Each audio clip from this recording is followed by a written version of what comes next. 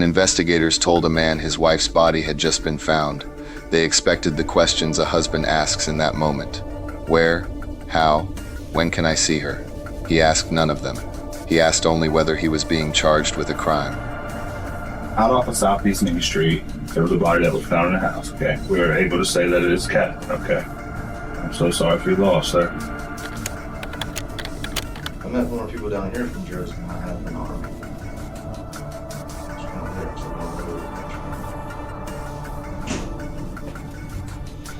Alright, John, what I can do is give you this identical form I'm reading. It's just your rights. It's kind of like you've seen on TV and stuff before. I know you've had some previous minor run-ins with the law. All I can tell you is keep an open mind. We're going to treat you fairly and respectfully, and just ask for your cooperation and honesty. So try not to let these past instances jade you or anything like that. Okay. All right, starting at the top. Before we ask you any questions, you must understand your rights. You have the right to remain silent. Anything you say can be used against you in court. You have the right to talk to a lawyer for advice before we ask you any questions and have him with you during questioning. If you have no money to pay a lawyer's fee, the court will appoint one to represent you without cost if you wish. If you decide to answer questions now without a lawyer present, you still have the right to stop answering at any time. You also have the right to stop answering at any time until you talk to a lawyer. You understand those rights? Okay. The bottom parcel is called a waiver of rights. I've read the statement of my rights and understand what my rights are. I'm willing to make a statement and answer questions. I do not want a lawyer at this time. I understand and know what I'm doing. No promises or threats have been made to me. No pressure or coercion of any kind has been used against me. Do you understand what the word coercion means? Yeah. Just in your words, tell me what it means. Outside pressure to do something you don't want to do. Right, exactly. Okay. So sometimes people have trouble with that word, so we just want to make sure you understand what it is. Okay. Having those rights in mind, you're going to talk to us today. Yeah. Okay. What I need you to do, just from this top portion, pick any of those lines out loud and just read one out loud to me. You have the right to remain silent. Okay.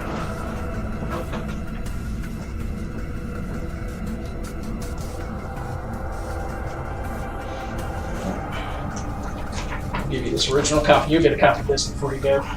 I just need your initials on the highlighted areas.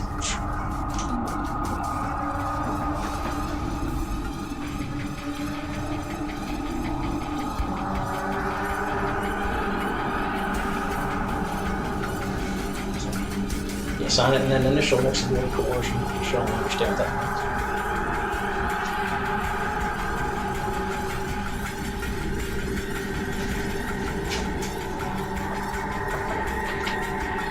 Sorry if it gets a little hot in here. You want a glass of water or anything? I could just sleep. I could stretch. I'll get to work today. Yeah.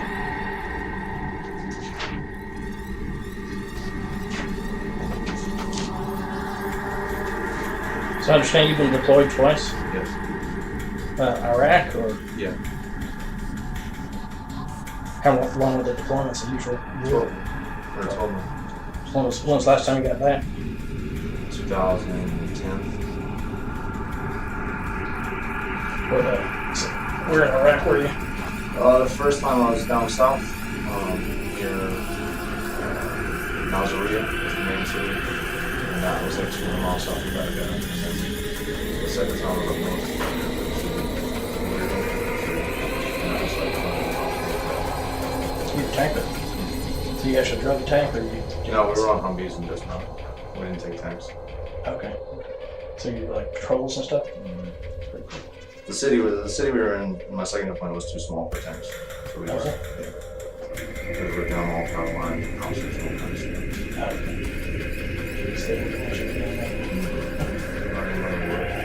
How's recruiting? Obviously a lot different than being deployed. Yeah, that was probably the worst I was ever at. Oh. Just very lonely. Yeah, because I joined the army at 18 to fight in Iraq. Shoot guns. I'm shooting a big gun, yeah. And then they had me sit on the desk. Different assignment? No, it's like going to the army, it's like mandatory assignments. You either take it or you get out. Okay. So, that's good. But Simpsonville was your first place? It was a strange situation because we were living in California at the time. So it would have worked out where I would have had to drive here because recruiting school is here in Columbia. Yeah. So I would have had to drive here, drive back, and then drive potentially back here. So they just moved me here first, and then I went to school. Normally you get a selection of duty assignments, but I didn't get one. Just for easy move. She moved down here first. So where would you go do most of your recruiting schools? Stuff like that? Yeah, everything from Malden down to Clinton, out to Woodmont, all schools in between. A lot of cold calls, a lot of just calling. We get the list every year from the high schools of all the seniors. We just gotta call them. Wow. Okay. Yeah, it sounds like it. Horrible. Not nearly as exciting as Iraq and stuff. I appreciate your service. That's pretty cool. Yeah, I'm had a good time. sure you got some memories, good and bad, in between. But from what I understand, you make some really good friends through the military. Like I said to you before, we just want to get some background information and kind of paint a picture of what we have going on. Just kind of tell me about when you guys met, how you met. She worked at the firehouse. Do you know where the recruiting station is? She worked at the firehouse right next door. Okay. So I was going through some crap with my current marriage. We were kind of on the way out of that marriage. So me and her just kind of met and started dating. I was still living with my wife at the time, and she was dating her boyfriend, and I was dating my girlfriend. So it was kind of a funny situation. I was staying at her house most days during the week at her dad's house, and then we finally got an apartment in December of 2014, I guess it was. Yeah, so that's kind of how we met. We just, we both smoked cigarettes at the time, so we just went out and smoked. Okay. We meet people through smoke breaks. And you got married in what year? 2015. And so I know obviously about the incident that happened between you guys allegedly in January, and then she didn't file a report until February. What made her file a report a month later about something? That was just kind of her personality. Just get back at you for something she pissed, or? That was her personality. When she got mad about something, she would act extremely childish until she got her way, and if she didn't get her way, she was escalating until she got her way. They believed her about something that happened a month before. I got arrested for it.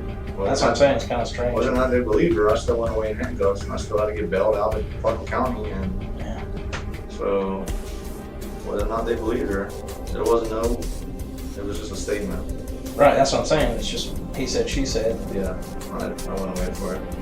And then, yeah, she just, she moved out like the Monday or Tuesday.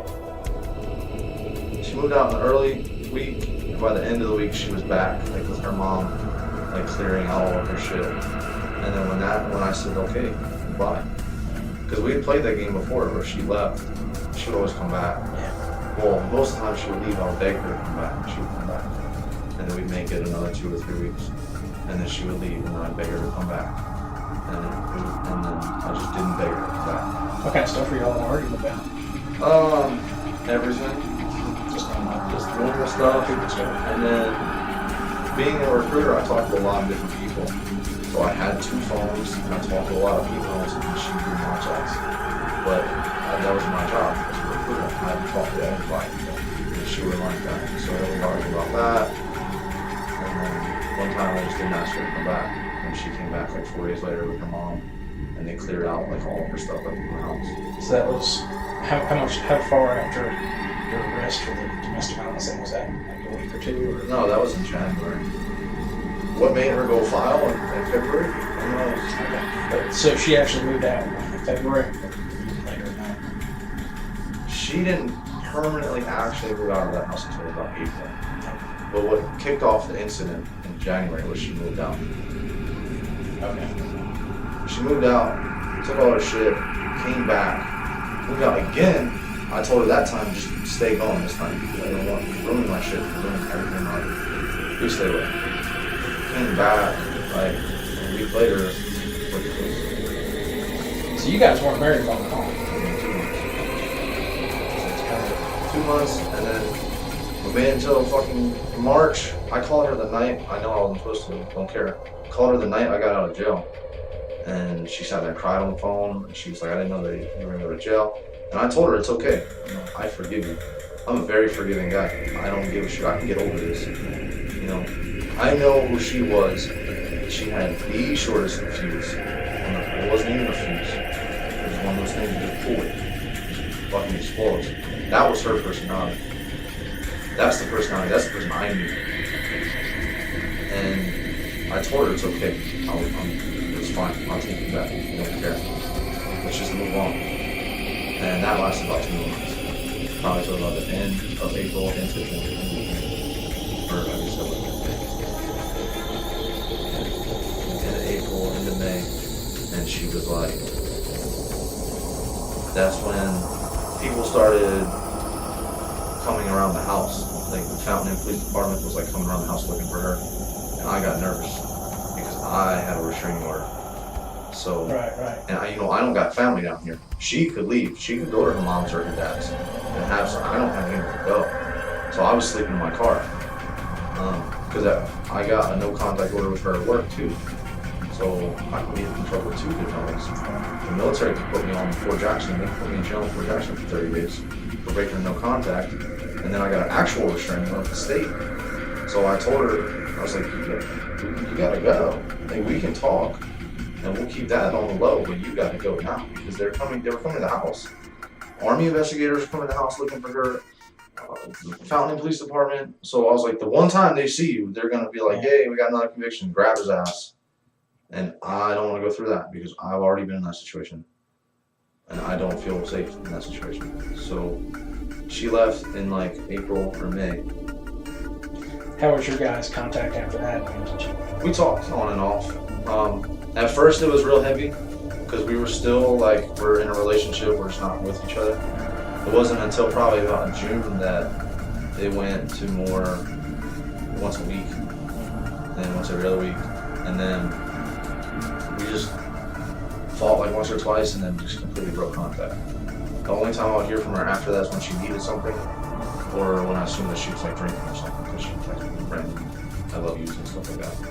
Was she ever like drop by her house or anything? Yeah, and Just to see what you're doing? Or? I saw her a couple times, just her car, and that could have been for a couple reasons. I mean, she could have been seeing somebody else in the neighborhood, I don't know. But I saw her car a couple times, and then I heard stories that she was like coming up to the door through my roommate and stuff, coming to like, my roommate got a cat, she wanted to come see the cat. She wanted to come see my dog, so she tried to get my roommate to take my dog out of the house to go see Is this Crystal? Yeah. So just hearing, she never came and bothered me. She never did that. She wouldn't like come and like, you know, if I was there and like bang on the doors and shit. But she was still coming by the house. And I don't know why. But we broke contact because it just, she was dating already. Like she's already been dating dudes. So I'm like, just move on. Like, leave me alone. Right. But I still get random texts, you know, in the morning. I look good today. I love you. Shit like that. Was she trying to get back with you? I couldn't really give you a good answer on that. My intention was to get back together with her. Still? Yeah, at the end of this. Whenever my civil court was done, that's the last thing I told her, was that when this shit's all done and over with, I just want you to be there for me in that courtroom. I will walk away from that courtroom with you. When you say it's civil court, you talk about The charge from February. criminal case? Okay. Yeah. And what was going on with the military? Were they waiting to see what happened with that? Yeah. So that's why they had you over on Barger Street, Right. doing administrative stuff. And then once that case got cleared, if it got cleared, then you'd be reassigned, or? if it was like dismissed, cleared, yeah, they would have just sent me on the way. If something came of it, then they would have continued their investigation, so they wanted to do about it. Probably just kick me out. Is that, I mean, I've never been in the military, so I don't know how it works, but if you get charged with something serious enough, they just discharge you. Most of the time, yeah. Yeah, especially if it's a guilty verdict, they'll just dishonorably discharge you. So, and that's like the worst thing with that. It's like walking out the door with 2 felonies. So, And it kind of shows them the pride, which you too, right? yeah. I mean, you know, 10 years of my life and 2 years of my life. Walk out the door and just go. And I told her, I said, fuck it, it's already done. They can do what they want. But the last thing I told her was when there's a disposition, if it's not guilty and I get to walk out of that courtroom, I want to walk out with you. And she said that was fine. She said that's good. That's what I want too. And that was like 2 months ago. So what was the status with the case? How close was it coming to go to court? Or, My lawyer got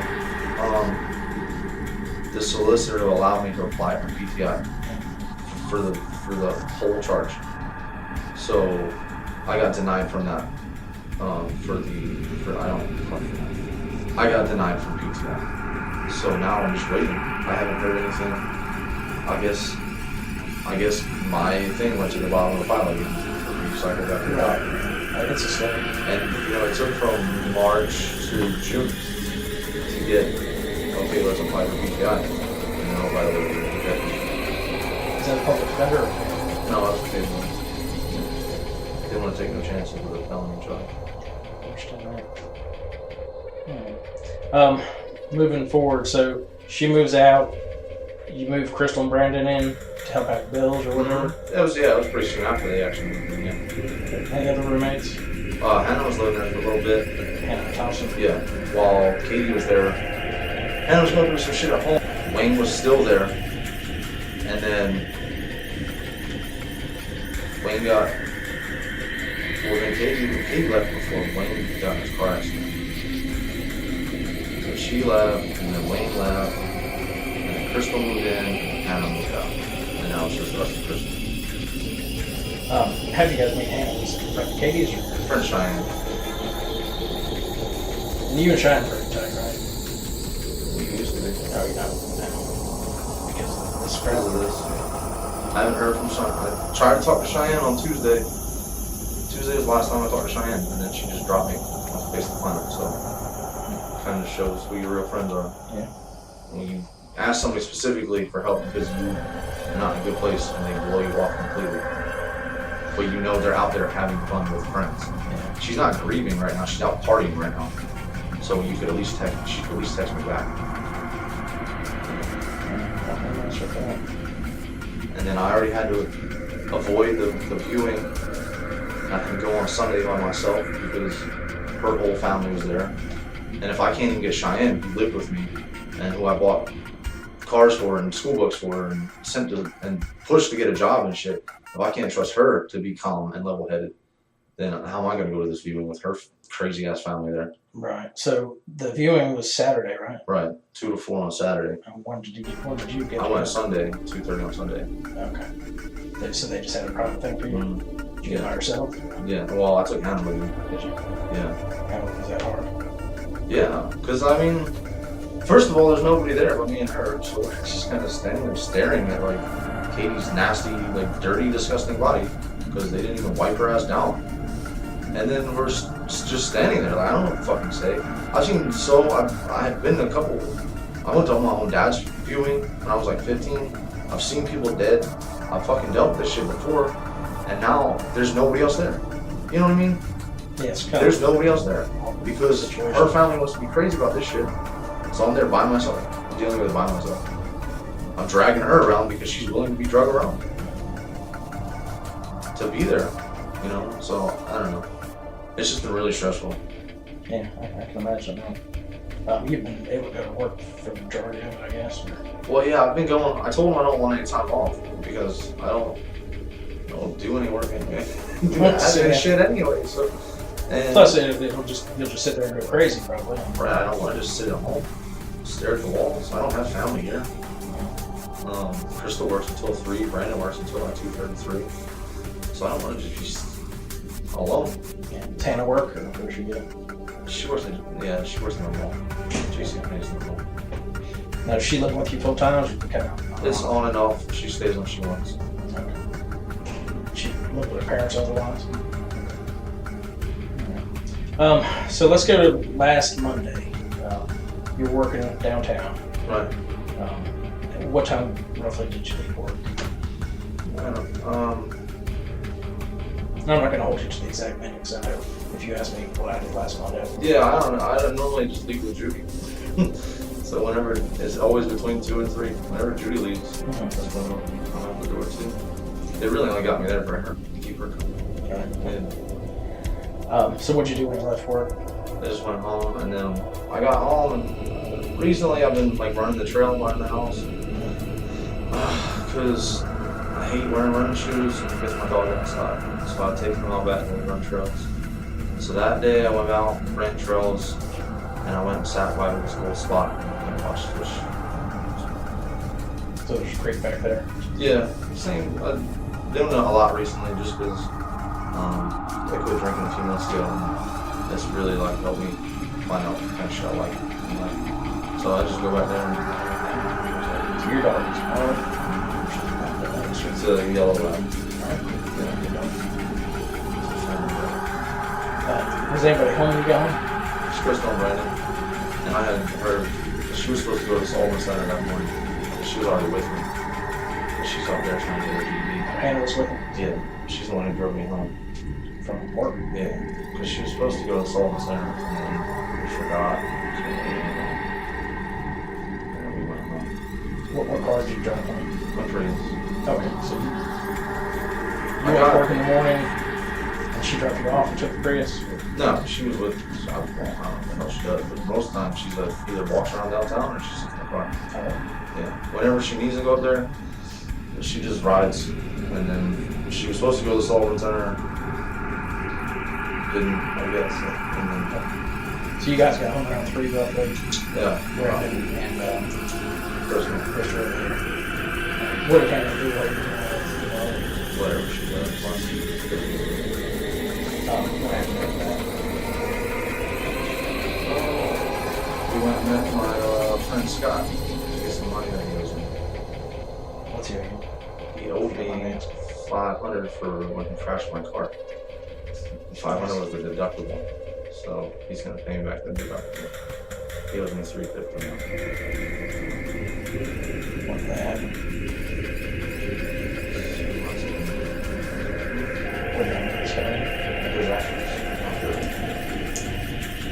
What did that happen? What kind of cars you drive?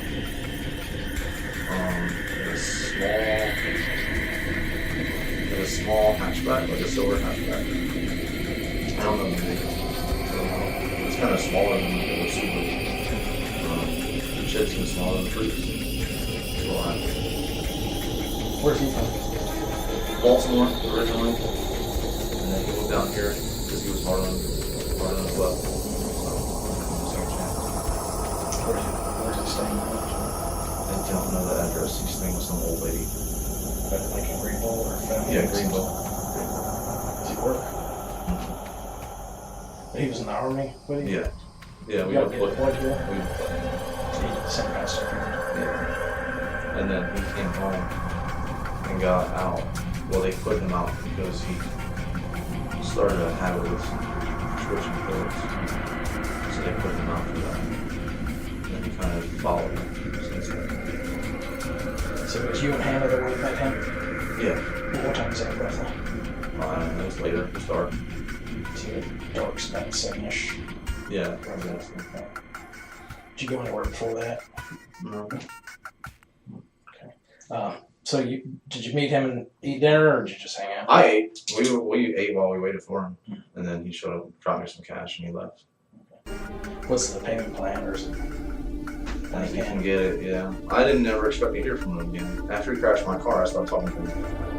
I left his ass in Greer on the side of the road. Goodbye. He crashed my car. You stole my car and then you crashed it. So I'm not fucking with you.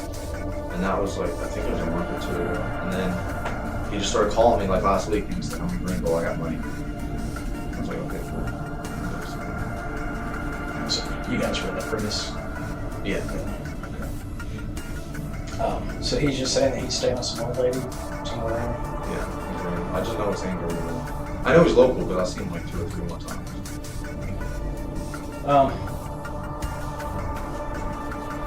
That night, somebody says you and Hannah were putting some trash from a bag, like a trash bag in the back of the Prius. Mm-hmm. Do you remember doing that? Oh, yeah.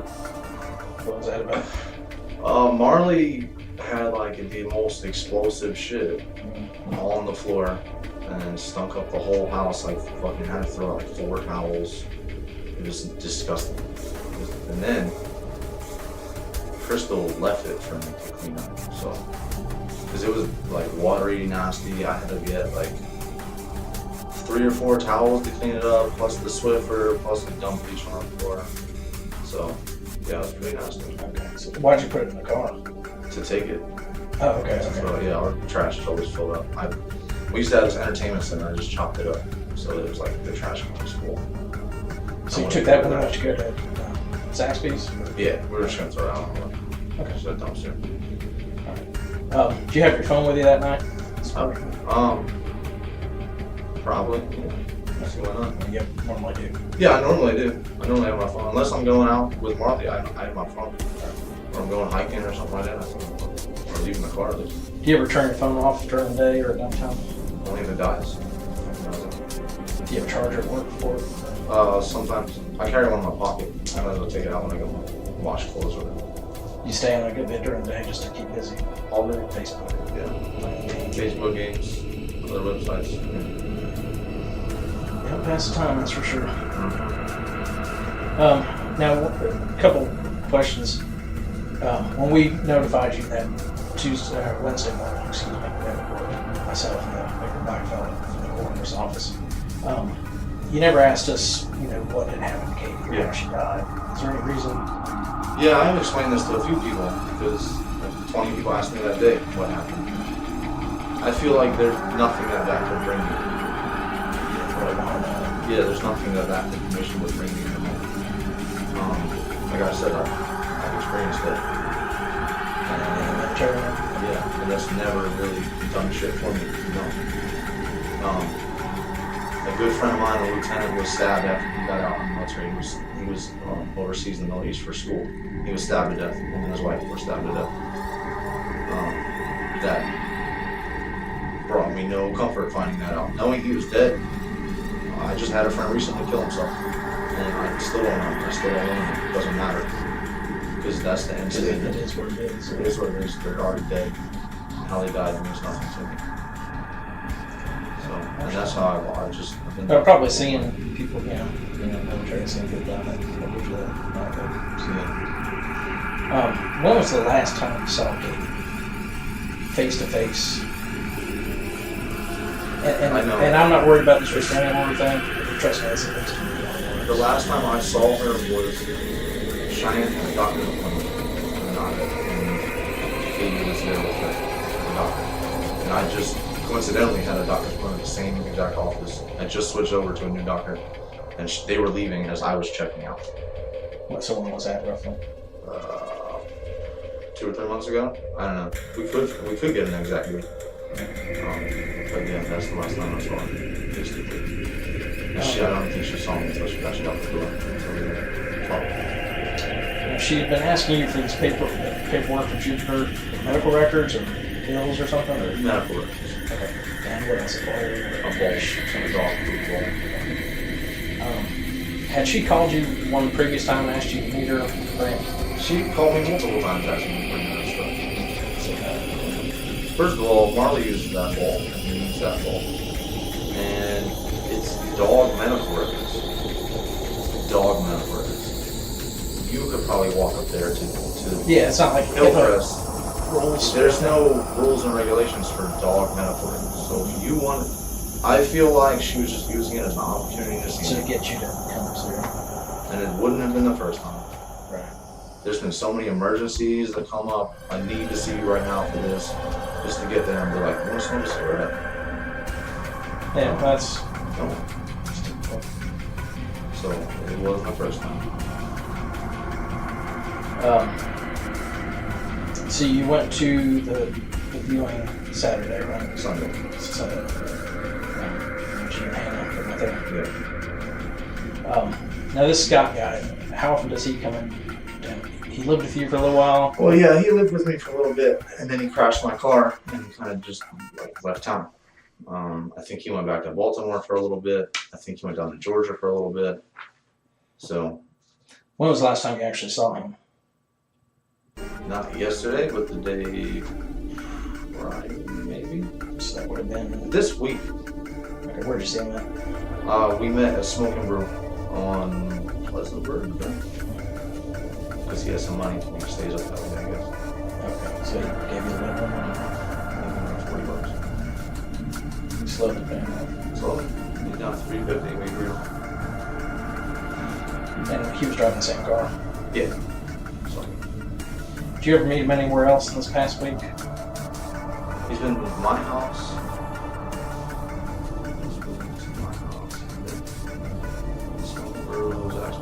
don't think so. He wanted to go to the bar twice. Not the bar person, not the bar drink. So, How'd you kick it? Just cold? yeah, just that. Have you ever transferred money to him, or he transferred money to you, or is it just hand to hand? Western Union a couple times. I've sent him over the years probably like $400 or $500. Just when he's down his low.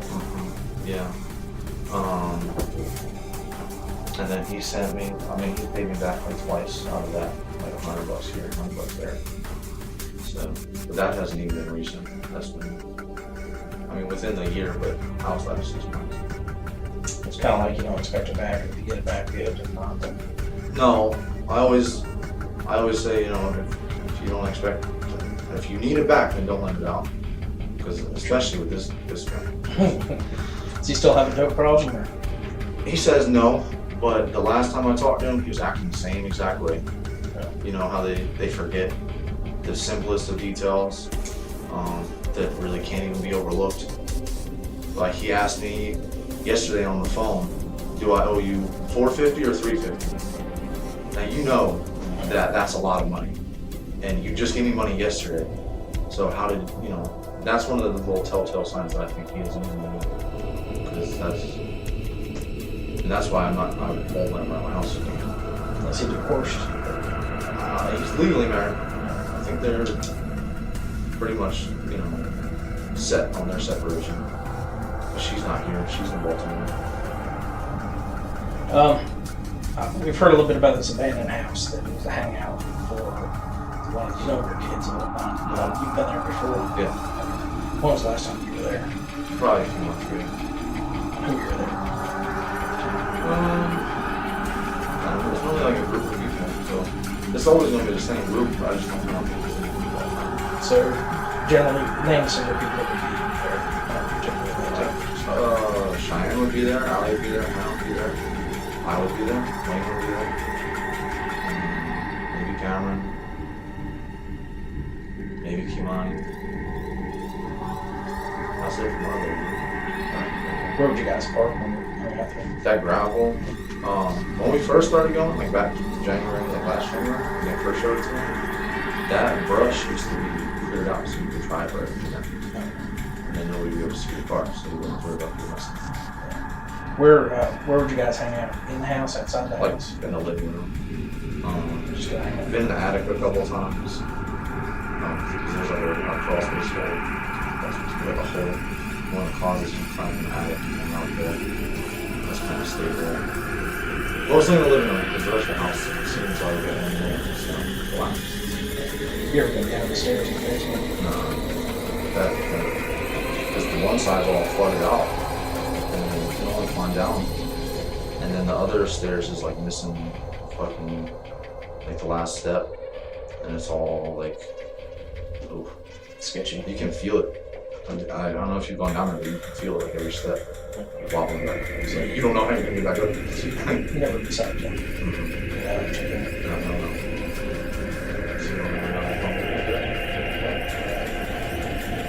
No.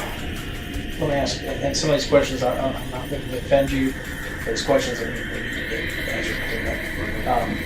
Did Katie have any kind of life insurance policy? Through the military, yeah, she's automatically enrolled. Same with my daughter. So what is the military stuff called? FSGLI, Family Service Group Life Insurance. Is that something you get for free, or you got to pay for? I pay monthly $5. But like I said, once you're enrolled in it's called DEERS, Defense Enrollment Eligibility Service. Once you're enrolled in that, you're automatically enrolled in life insurance. So your health insurance, your life insurance, your dental, it's all wrapped up in the one. She was still covered under your medical and all that? Legally, because we're married. Okay, so until We get divorced. Actually divorced. Yeah. That's pretty good for her. Yeah, because she was still under my health insurance. How much was her life insurance policy? Do you know? It's $5 for $100,000. And it's $5 for $10,000. So that was like 100,000 is the base. Yeah. doesn't go high or low as a part of it. Did she have one on you, or did you have one for her? I had the automatic one on her. I don't know what she is. I can't imagine what she had on me. So, yeah, Well, I don't know if she I automatically have one. through the military. Yeah, mine's 500,000, Oh, really? and she gets that big just because she's married to me. Mhm. So, and I paid $21 for that, Mhm. and that's like automatic. If I ever have somebody, even if I'm not married, it's still covered. I still have to put somebody's name down. Like it's So you put mom or dad. right. Yeah. Now it's under my ex-wife and my daughter in case I die. Take care of it. Yeah. Who was it under before? It's always been my ex-wife and my daughter.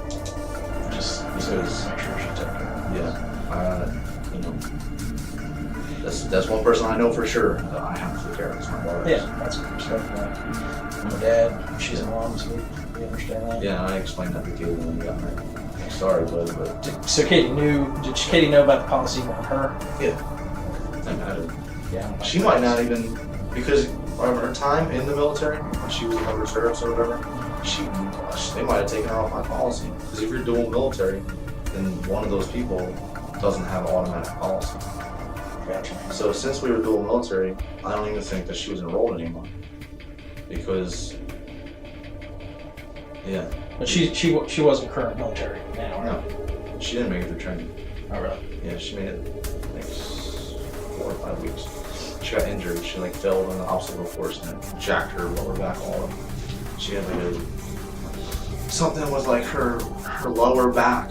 It was like at an angle. That was like bad. So it has. They medically discharged her. So that was pretty quick for her. Pre-existing condition. Dumped her out.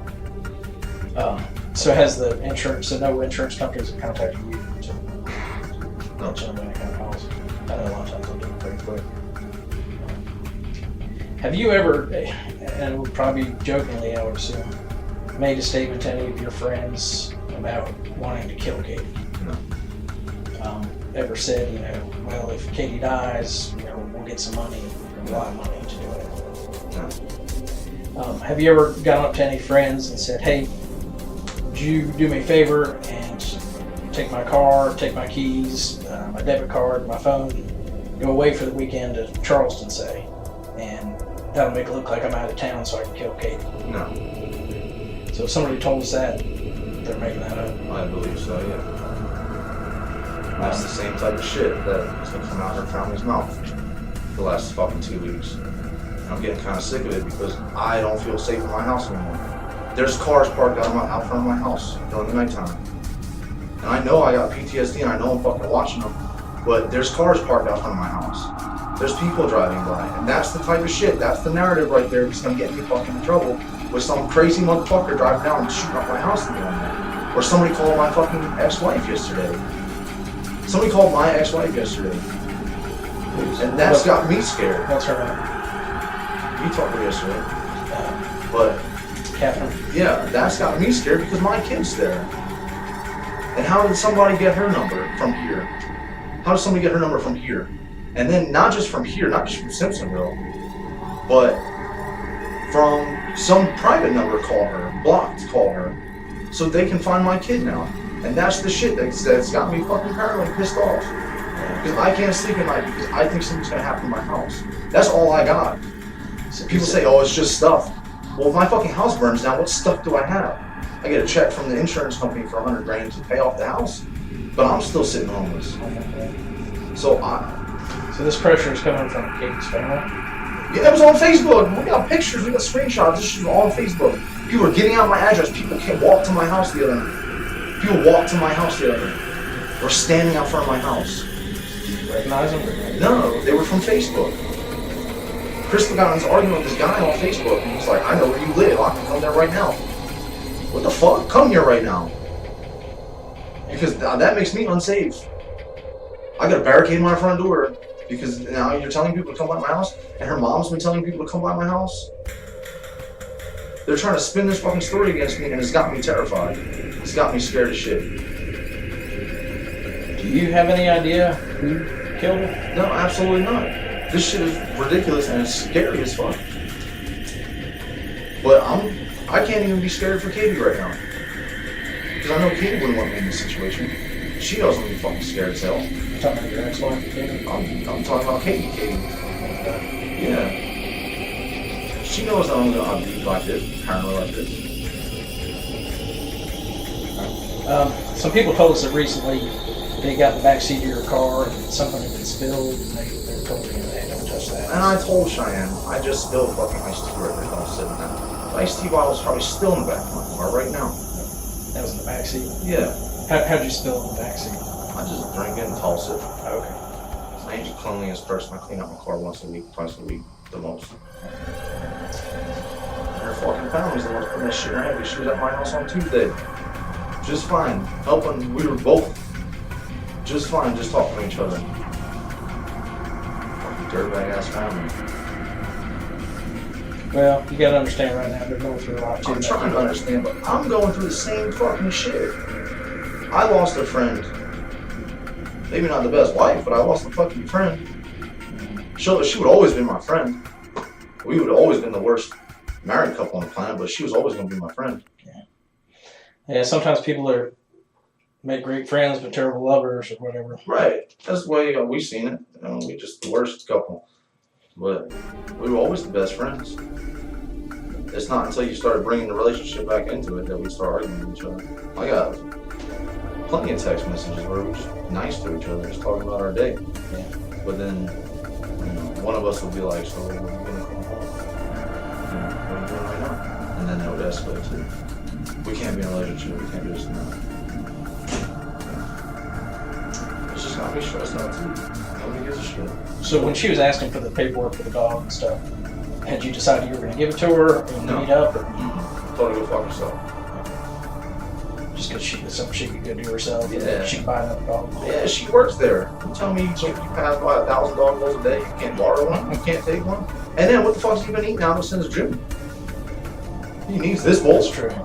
So it's more of a thing, just a way to get you. Or Yeah, I something really to think harp on you about. sometimes, and Krista will tell you because she's seen her do it, is that sometimes she would make up a scenario or say she needs something just to get close because she can reel me back in. She's real good at it.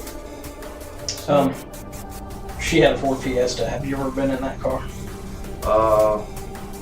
I think once, yeah. She parked by the house one time, but that was a while ago. Did you get in it? Or? Yeah, because that's when she first bought the shit. I knew I was paying for it, so I got to see it.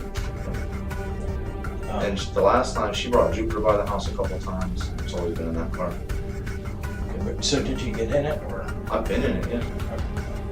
So when was that, roughly? Wow. Like I said, that's when she used to come by the house and tell me she was going to put Jupiter, take him out. So would that have been like July, August? Yeah, it had to have been June, July, August. Because she stopped coming around because I stopped playing the game. Mostly. I just told her that I'm not playing the game anymore. I'm done playing. Because I already knew that she was dating a guy, but she was still trying to get back with me.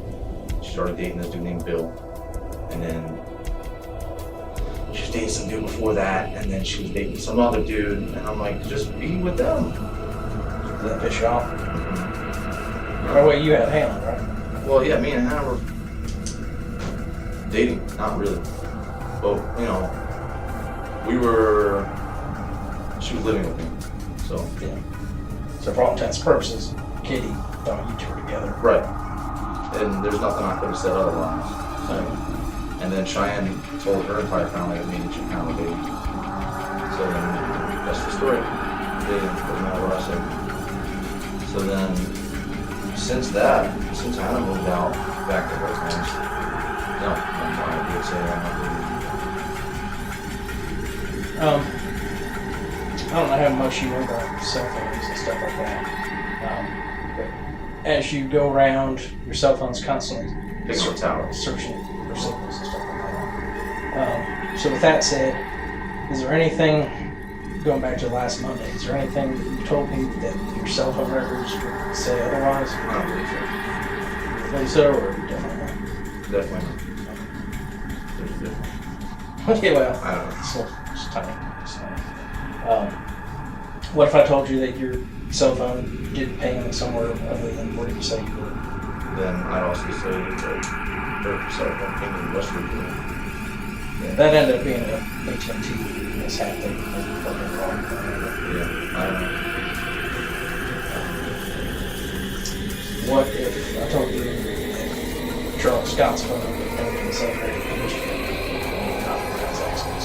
When Monday night. he's got freaking moving on account, we can call him, we can ask him. But I'm not in control of that man, and I do not take any charge over him because that dude is a lost cause.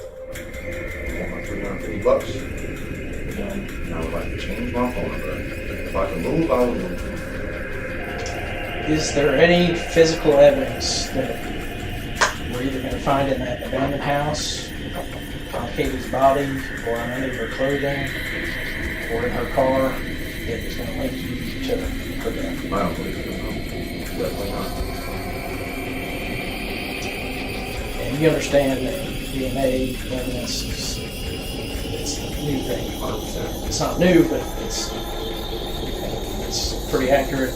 Cold case file, Right, yeah, so I just don't want to have to go back in a couple weeks when we get all these results Right. and say, well, John said there ain't no way this could happen. But so if you did get together last week and have sex or go take the dog for a walk, and that's how your hair could have gotten in your car or something like that, then we need to know that now so No, we don't I have to explain it later. Yeah, I understand. So there should be nothing on her body from you. Right. Is that fair to say? That's very safe. So no hairs, no touch DNA. If you understand, if I touch Investigator Manley's hand and they come and swab her hand, they're going to get my DNA out. Right, fingerprints, sweat. Right, and that stuff can't be denied. It's as accurate as a fingerprint. Yeah. Your DNA profile. So I just want to make sure that we're not going to get any surprises. Right, yeah. And these DNA tests take time. It's not like it is on It's not over, that's not CSI. I wish it was. You don't put it in a computer and Exactly.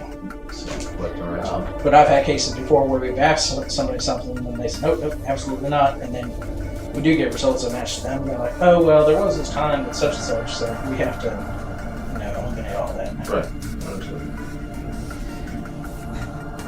Would you,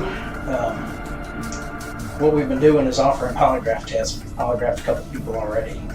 And we're using that as a tool to eliminate people. Once we eliminate people, that means we can kind of narrow down our search, and it helps us so we're not wasting time looking at people that we don't need to be looking at. Right. Would you be willing to take polygraphs so we can go ahead and do that with you and eliminate you and start looking elsewhere? I have to talk to my lawyer about that first. Okay. See what he says, because I don't know about that at all. Yeah. Well, it's nothing that can be used in court. It's a tool we use. Kind of like DNA is a tool, fingerprints are a tool, interviews are a tool. Right. So that's something I would like to, see if you'd be willing to do, so that we could get past you and start looking, for somebody else. Well, I'll give him a call tomorrow, and then he'll set something up. Okay. Is there any information or any questions I haven't asked you that, any information you have that might help us? I mean, y'all know about this house, though. Y'all know about the abandoned house, because all the news I got is from the media, and they're painting this house as like some house that they knew of, they used to go to, and all this kind of shit. This was an active, spot to go and. Yeah, the news kind of screwed up and said it was a high school hangout. Yeah. I know they've been going to. I mean, it's a high school hangout, but It's their current hangout. Katie's hangout too. Okay, as long as you know, because this news story has been spinning that. The news screws things up big time. Yeah. And We can tell them that the sky was blue and it was 70 degrees, and they'll say it was cloudy and 30. Right. How they I just screw wanted up to on make that. sure y'all knew that she'd been there a few times with more than just, recent friends. She'd been there with new guys and stuff like that. I don't know what her family's told you. Hopefully Cheyenne's been, upfront with you, but she's been dating around a lot.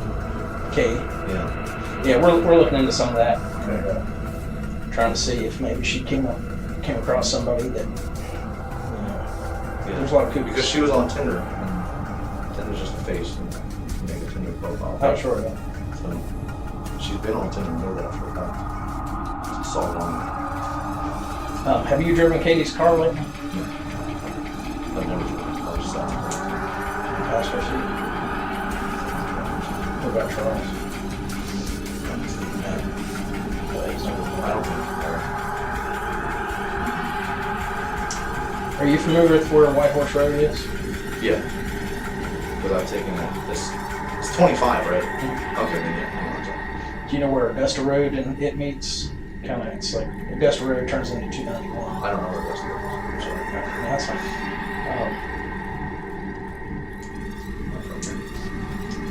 291's Pleasantburg. 25, the only way I know 25 is because when I drive out to Eastleigh, I take, because I start in Greenville. So when I'm going through Eastleigh, I cross over 25 and there's a Sphinx that I need to get cars washed at.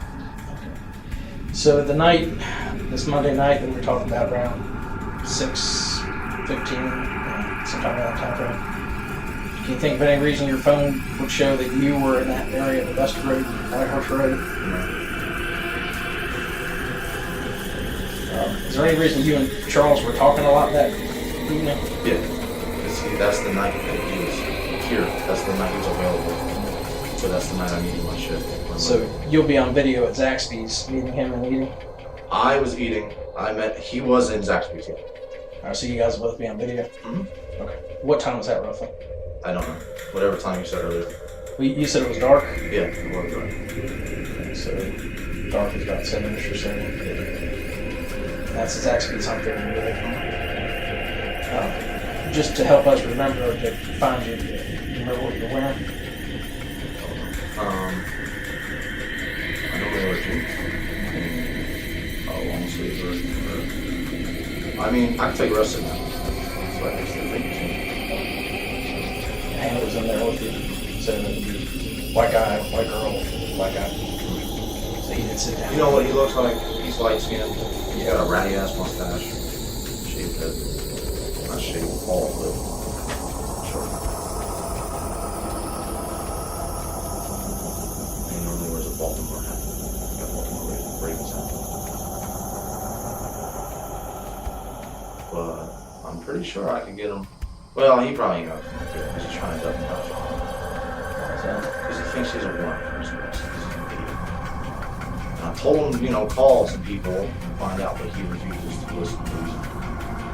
Usually if you got a warrant, you turn yourself in over. That's what I told him, because when he took my car, I had to report the shit stolen. Because he crashed it. I didn't tell him to take it. So to me, that's stolen. So I had to do that. And they, I had to press charges on him, so I gave their insurance to pay for my car. So, I think he's like ducking and dodging right now. Yeah. What do you have, Cheryl?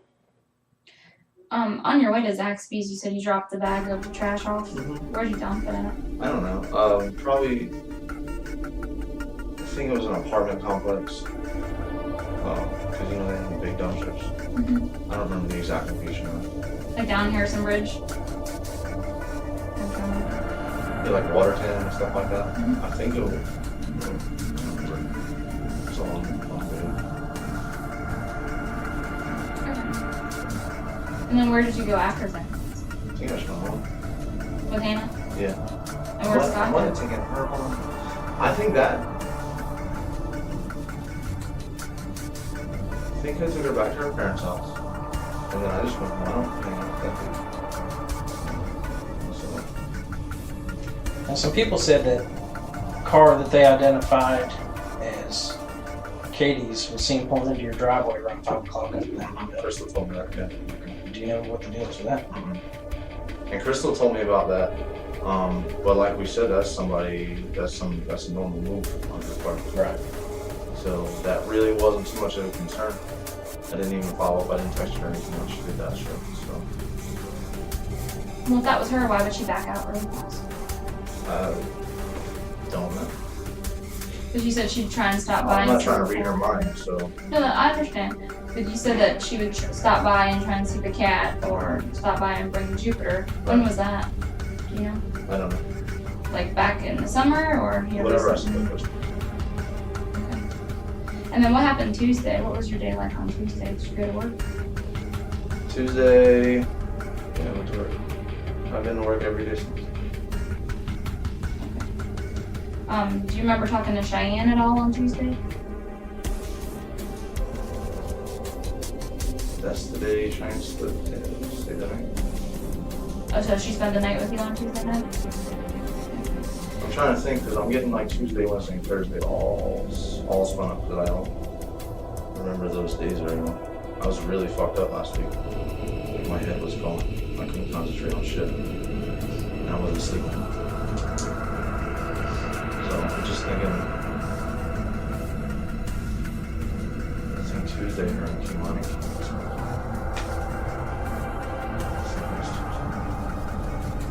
And that was after everybody knew that Katie was missing. Yeah. When did you catch wind that Katie was missing? Was it when? Cheyenne called me. That was before Moorcraft came and talked to you? And that was on Monday, right? That Tuesday. Tuesday? Tuesday after you came to the house. Yeah. Yeah. So Tuesday morning at 1:30 in the morning, Cheyenne called me to let me go to the gate. And obviously it's 1:30 morning, so I said, no, go away. And then I talked to Cheyenne like throughout the day. Katie's missing, and then I was like, well, we want to come stay. We went out looking for her. Did you? Where'd you guys look at? We went to this house on Simpsonville Road. Because one of our family members was like, I found her phone, it's here. At a house on Scuffletown Road? Yeah. Do you remember what house that was? No. It's probably in a text message to Cheyenne. What family member told you they found it? Something Cheyenne told me. Cheyenne told you that That one of her family members. found the phone? And what happened at the house in Scuffletown?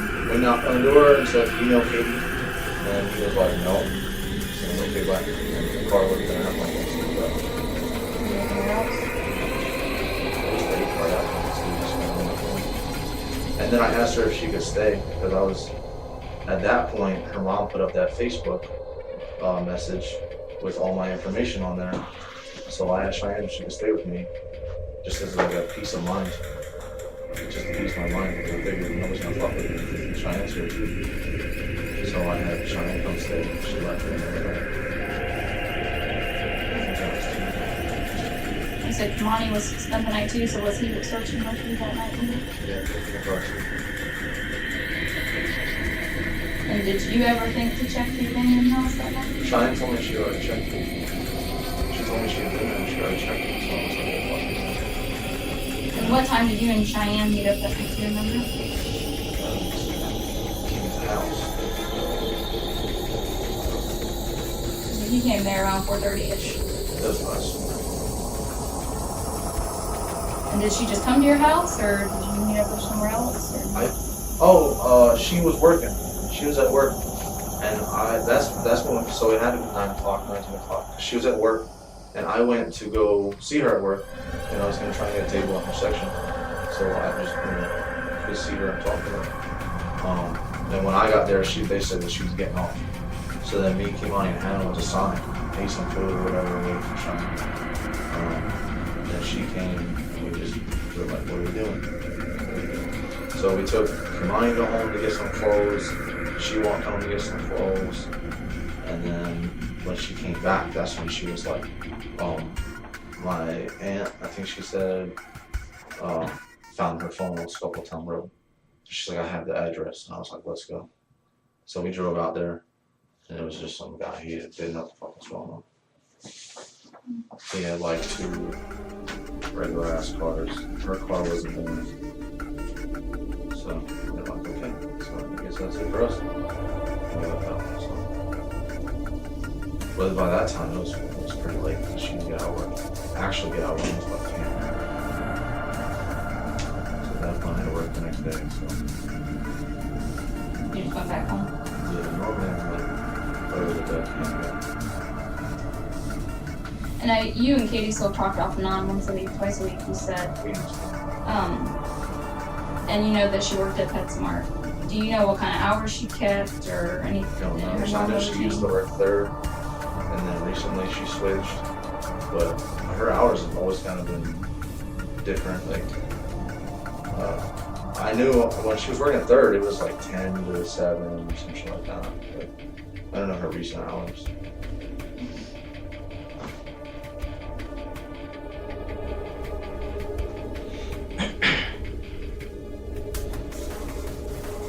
just gonna ask you point blank. Did you kill Katie? No. Do you know who killed her? No. This polygraph will really help us. It's not admissible in court, like I said. It's nothing you can take use against you. They're not going to ask you about other off the wall stuff. They're going to ask you Right. correction questions related to her being killed.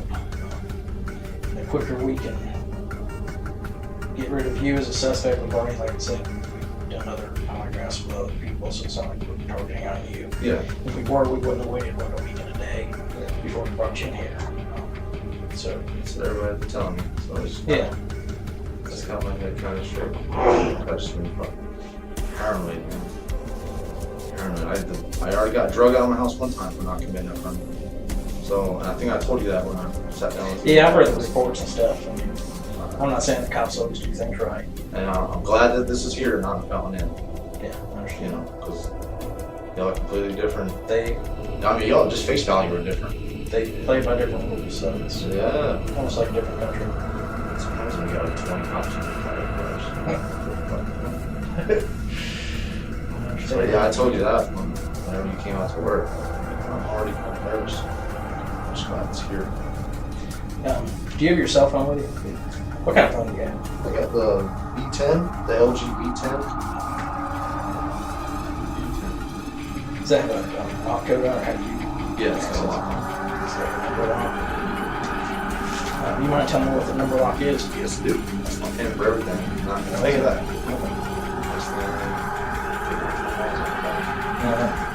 That's all I got. Pretty honest guy. That's money. That's all I got right now. Yeah, it's good. One of the things that we're doing with people is getting swabs from their mouth. It's basically skin cell samples that we use to create a DNA profile. Right. It's just basically the Q-tip swabbing on the inside of the mouth and submit that to create a DNA profile. That's a good deal. Are you okay with that? I'll talk to my lawyer about it. Well, what we've been doing with people is we've been getting search warrants to get them. That way we don't have to mess around with, I do or I don't, or I need to call my mom or, stuff like that. So I've got a search warrant to get you in. Okay. Like I said, you're not the first one. I can show you, where you got it from. That's fine. Yeah, I'm not gonna fight a warrant. I'm gonna fight a court. Yeah. That's what makes sense. A couple other things. You do have a warrant for your phone. So Okay. you should try that over. Can I text my boss? You can write down a phone number and call them. But I can't let you make any calls or any texts. Okay. I got that from you. Can I get the number real quick? Oh, yeah. And y'all can take this down.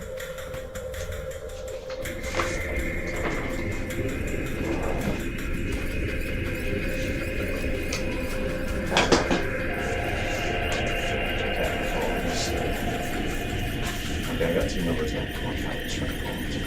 You're gonna stick them up. Here's right. I got a couple numbers here. Yeah, hang on a second. Go ahead.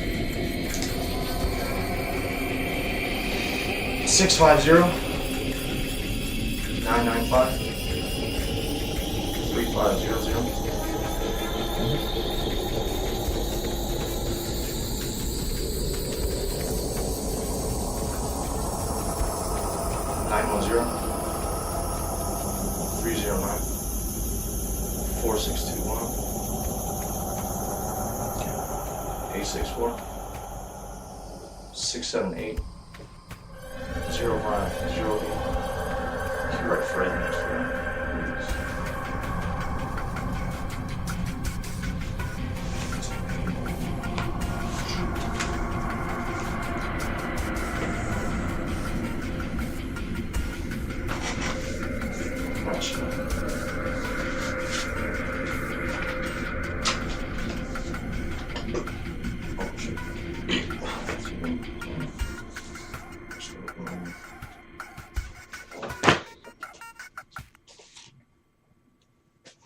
And then he's gonna be, I don't need to talk to his ass.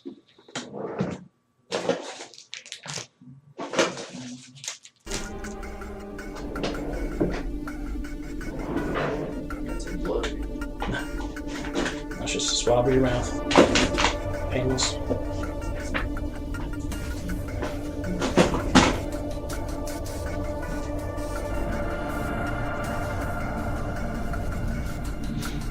got all the numbers you need? I'm just waiting for it to lock. Okay, I'll go ahead. I need the phone, so like I said, we got to Okay. so go ahead and hand the phone over to me. Where's the one at? Oh, it's right here. You'll get a copy of it in just a second. Before I do that shit. Search one for your phone. I'm sorry, I watched TV too. I'll just list your phone number. Like color cell phone, unknown manufacturer, belonging to John Blauvelt, use your date of birth, and the assigned telephone number. That's signed by Judge Dean Ford. Sounds good to me.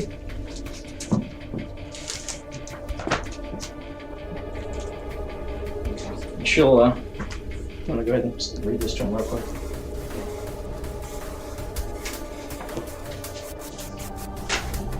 This door's just done for me.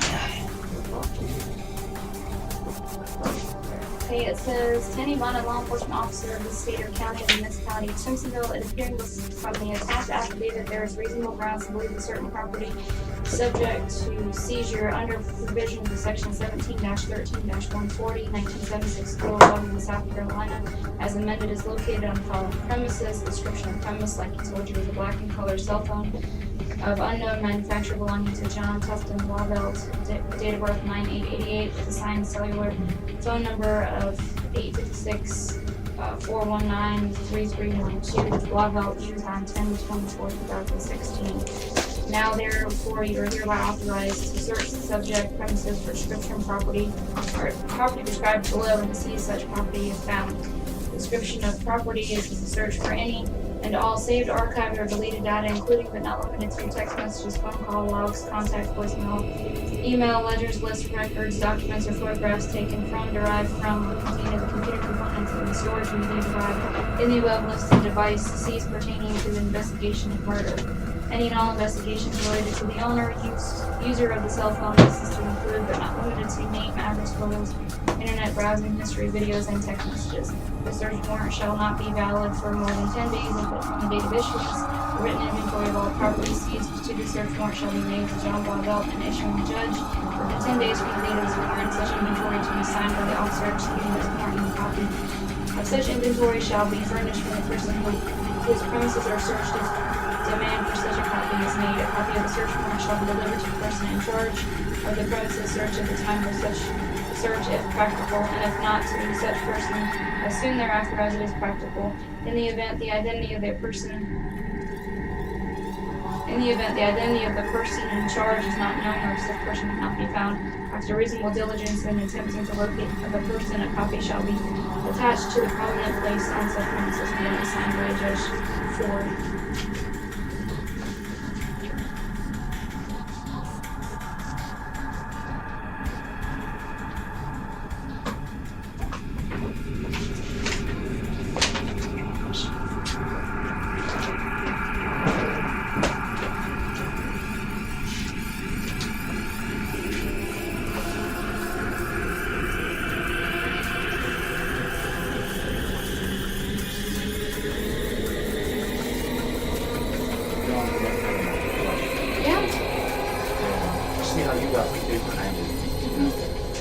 I didn't learn that until last week. To angle the paper? To angle it that way. I always went the other way, so all my font was italicized. I didn't know. I was trying to read some shit. I was like, how do So I? you went like this? Yeah. And everything was coming in crazy.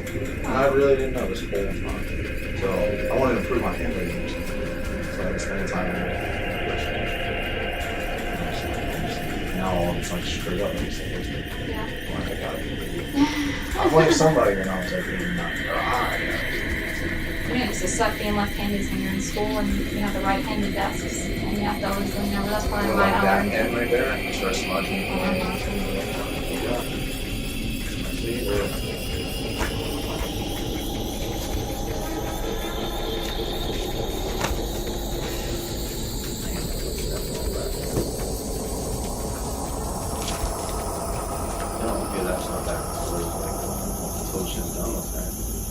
It all just kind of depends. I'm just asking. Yeah, it just depends. Like I said, it depends on what if there's any evidentiary value to that home, then it just kind of depends on what it is. This is a search warrant for your DNA. The investigator will have to explain to you. A lot of it's the same wording, so just bear with me. It says to any bonded law enforcement officer of the state or county or the municipality of Simpsonville, it appearing from the attached affidavit, there are reasonable grounds to believe that certain property is subject to seizure under provisions of section 17-13-140, 1976 Code of Laws of South Carolina as amended is located the following premises. Thank you. Description of premises is the person of John Tufton Blauvelt, further described as white male, date of birth 9/8/88, 1988, social security number, and it's all blocked out except the last four is 3737. It lists 5 foot 6 inches, 180 pounds. Now, therefore, you are hereby authorized to search the subject premises for the property described below and to seize such property if found. Description of property is the skin cell samples from cheek area of John Tufton Blauvelt in order to establish a DNA profile. The search warrant shall be not valid for more than 10 days from the date of issuance. A written inventory of all property seized pursuant to the search warrant shall be made to John T. Blauvelt, an issuing judge, within 10 days from the date of this warrant. Such inventory to be signed by the officer executing this warrant, and a copy of such inventory shall be furnished to the person whose premises are searched if demand for such copy is made. A copy of the search warrant shall be delivered to the person in charge of the premises searched at the time of such search if practical, and if not, to such person as soon thereafter as it is practical. In the event the identity of the person in charge is not known, or if such person cannot be found after a reasonable diligence in attempting to locate the person, a copy shall be attached to a prominent place on such premises, and again, it's signed by Judge Ford on Space Station.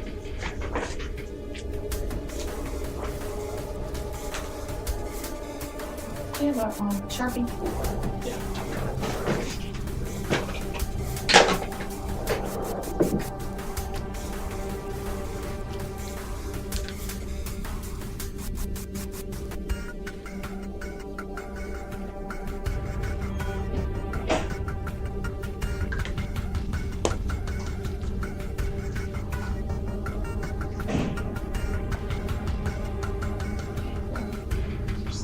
Right cheek first.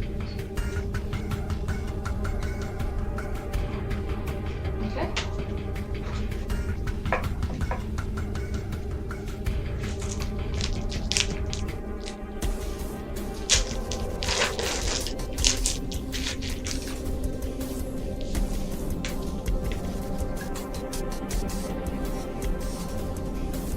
This is also going to be for your right cheek.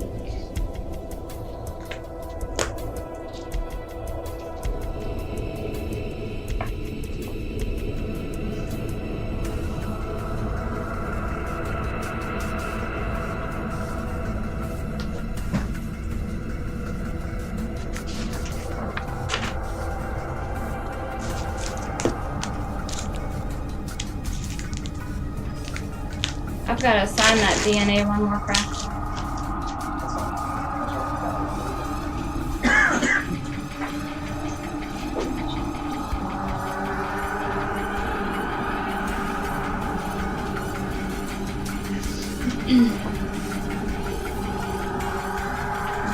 Let's copy that little bit right.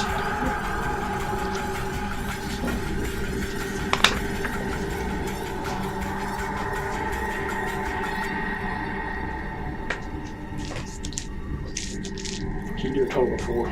Yeah, I got 2. You need 4 on each side or 2 on each side? 2 on each side.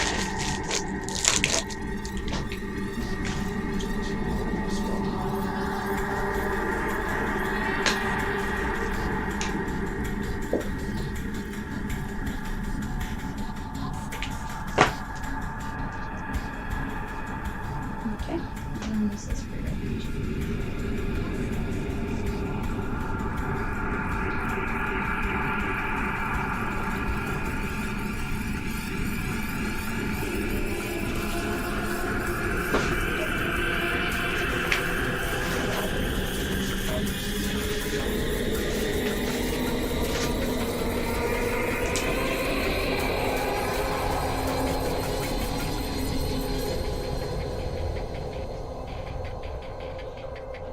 John, while she's doing that, we also got a search warrant for your car. Okay. So this is the search warrant for that. I'm going to give you this copy.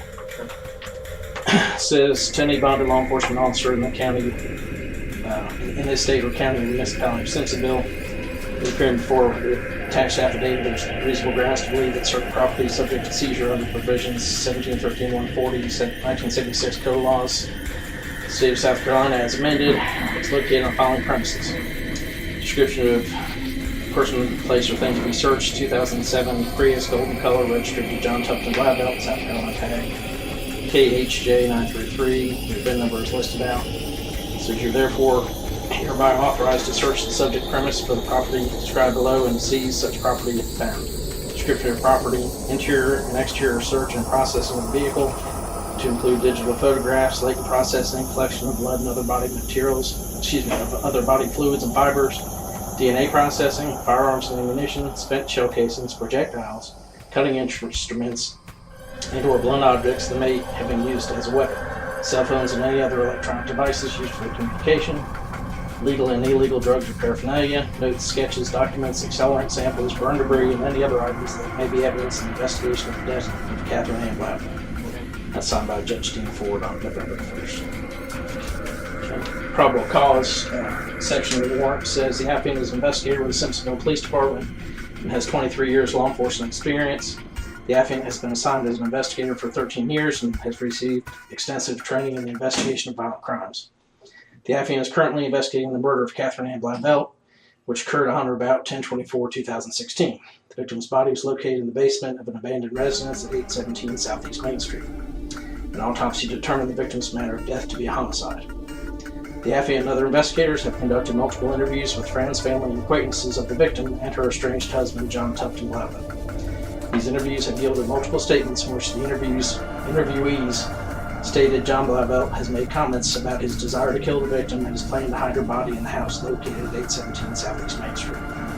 The applicant also has recorded statements from witnesses who say John Blauvelt had approached them and offered them monetary compensation for assisting him in murdering the victim and offering him an alibi by using the cell phone, debit cards, and vehicle in another city to make it appear as if he was not in the area at the time of the victim's death. The applicant has also compiled police reports from the Fountain Police Department that showed John Blauvelt was arrested in February 2016 for domestic violence first degree, where he was alleged to have pointed a gun at the victim.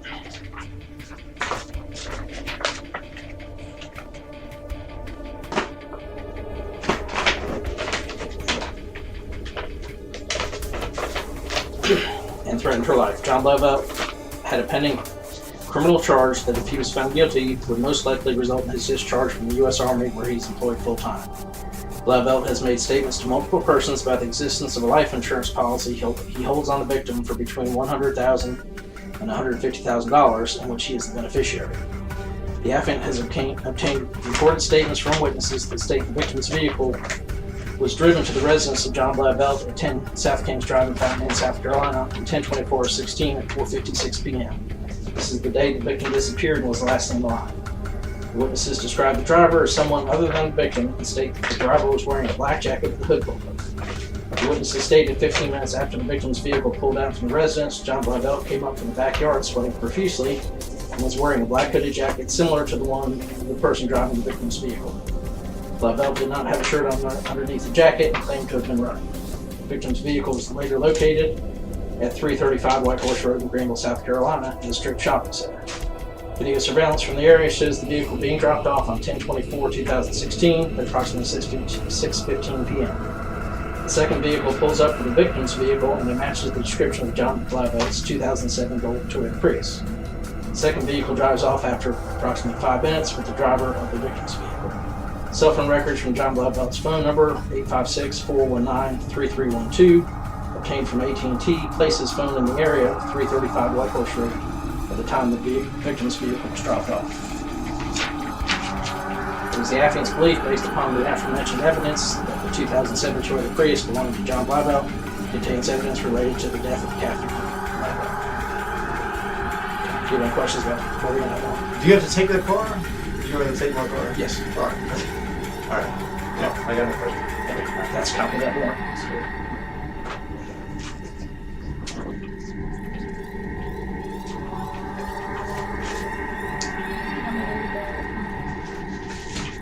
All that goes to.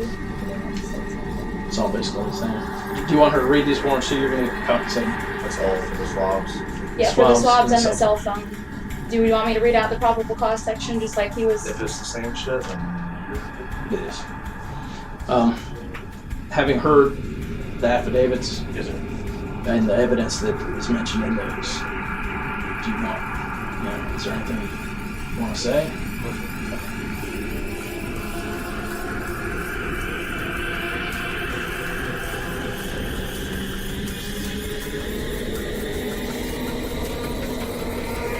It's a crack in the screen.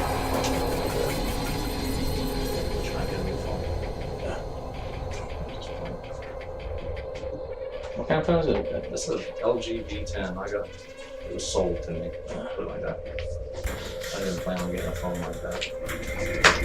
Did you do anything special other than that? Just a regular phone. It's got everything I stand on.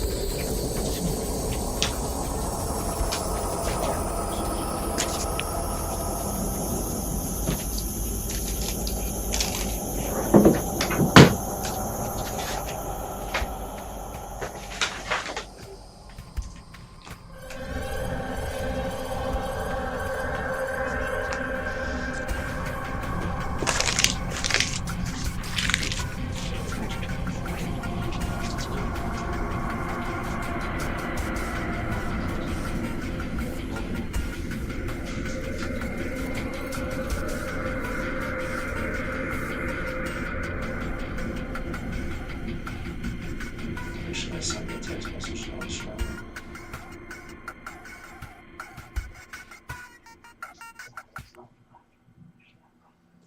What text message? She hadn't talked to me since Tuesday, and then I told her I was going through some shit. And my PTSD was bothering me and stuff like that. And she just decided to like completely blow me off. So that shit kind of hurts. You said you wish you hadn't sent her that I wish I message? had. Sent her what message? She sent like a thumbs up a few hours ago. A few hours ago today? Yeah. In response to what? In response to that, she just sent me a thumbs up. And I was like, what the fuck? So, okay, fuck off. You can't leave somebody out to dry for 4 days and then come So hang back on. Something. and you want thumbs up. Cool. That's what that meant? Either, because if you send somebody a thumbs up, you're sarcastic. So, okay. Like, Yeah. something like that. Yeah. It's just that it's been 4 days since I talked to her. So, I don't know. I know you're feeling. You can tell me. What's a thumbs up mean 4 days in? Is it in response to something or like on a picture or? I have no idea. That's what I thought. Yeah. So she hasn't talked to you and then all of a sudden she sent that to you. She hadn't talked to me since Tuesday. And you said you wish you had sent her a message. Well, what I was wish I had sent her a message. I typed out a big ass message like, you can't drop people like that. You can't drop friends like that. And then 4 days later, be like, oh, we're cool. No, dude. Not when people really have shit going on in their head. Not when people are really like. I was there for her, you know. And she made no attempt to be there for me. I went through the same shit everybody else went through. She didn't make no attempt to be. Nobody told me about that feeling. I had to find out all this shit out. And they would come back to me and be like, hey, we're cool. No, we're not. That shit hurts. Everybody knows I ain't got no family. Just me. What was Hannah's response when you guys were at the viewing? Just taking it back. That was one of her friends too. Katie brought her in when she actually got her house. It was Katie's idea. So, I mean, they were close. They were real close, like months. Even after she left? You know, after Katie left, no. Yeah. So Katie told me I was sick. So then once she got that in her head, she's not talking. Or every time Hannah would come up, it would be like a big thing.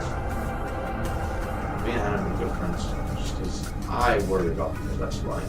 So I'm pushing her to go back to school and shit like that. So, like today, she was trying to roll with WLTX. And she just wanted to come with you to the view?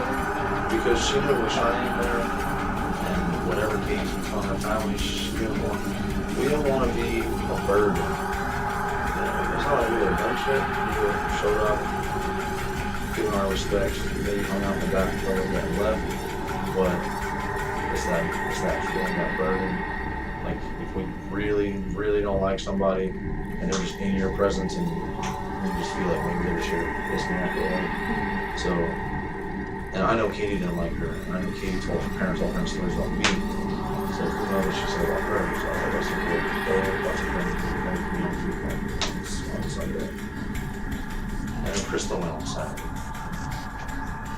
There's a lot of people on it that Do you have more craft? Did you make a copy for the one for the cell phone? No, I believe so.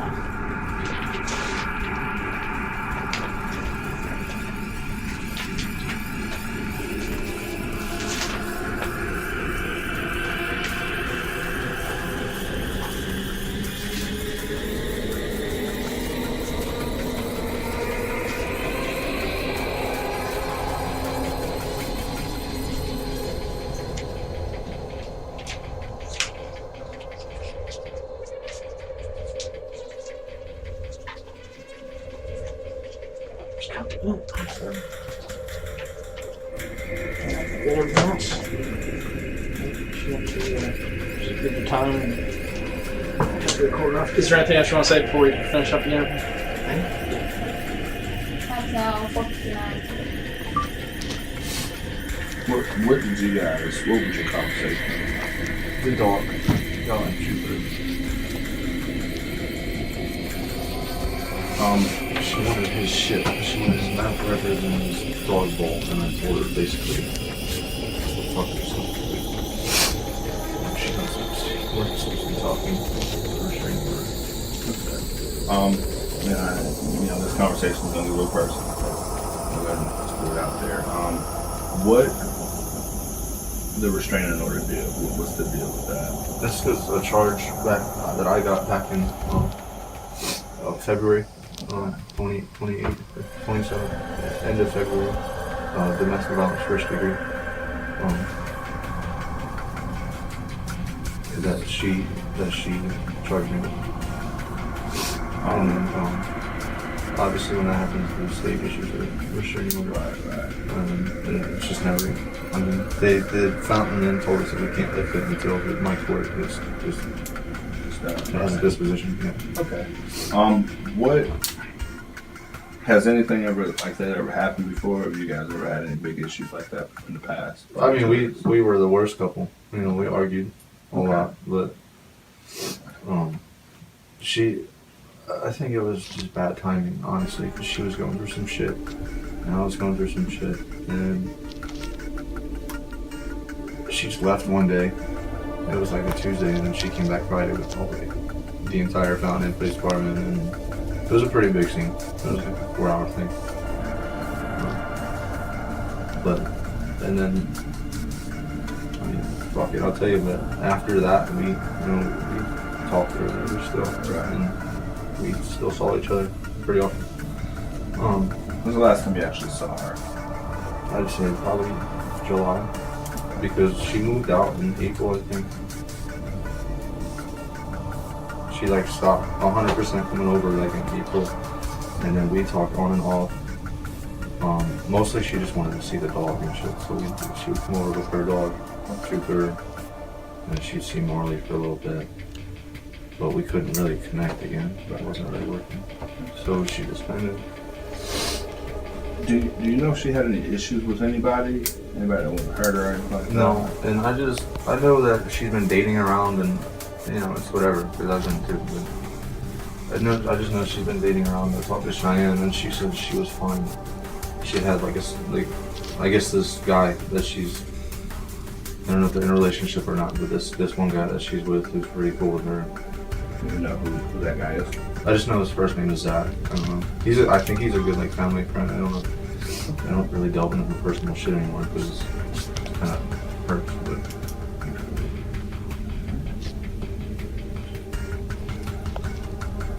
You know, there's a guy that used to live with you, redhead fella. redhead, Yeah. Wayne. Yeah. Mm-hmm. What's his story? Just regular dude, good guy. That's well. Mm-hmm. I mean, we had a falling out too, but that's because he's an asshole, and he got in a car accident like 4 months ago, jacked his arm all up, and then he was staying with me rent free, because he was down on his luck. He didn't have nowhere to go, so I told him, I got a bedroom, and then he just kind of left one day with some girl, and we kind of had a falling out. I've probably seen like 4 or 5 times after that. But Wayne's always been a good dude. He's got a good heart. What are your normal hours here at work? It's supposed to be 9 to 5, but most days I get out around 2 or 3. Always 9, but this really depends on when they leave. And then Who's your supervisor? Captain Dines, Marcus. He just left. I bet he'll be back in 10, 15 minutes. You said Dines? Yeah, D-I-N-E-S. And the first one was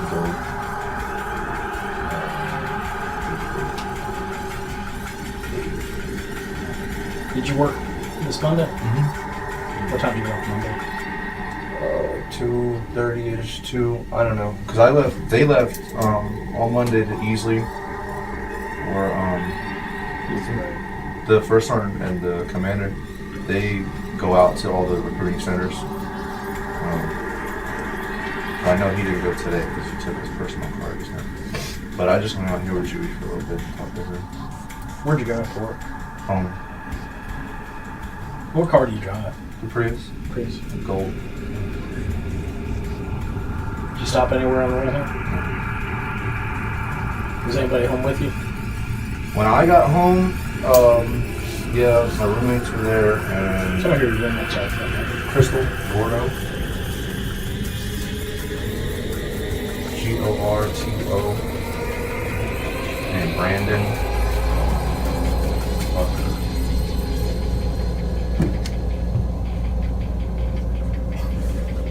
But they will be home. They normally get home around 3 o'clock, 4 o'clock. Brandon gets home a little bit earlier than that. And also Hannah Thompson. She's actually the one that took me home. Excited to bring this up.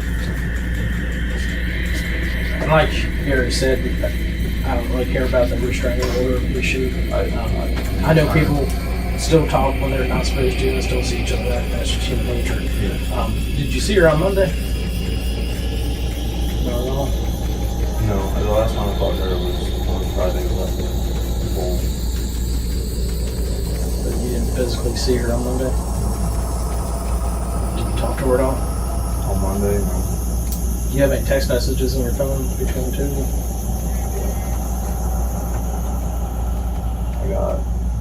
I don't know how many times she's...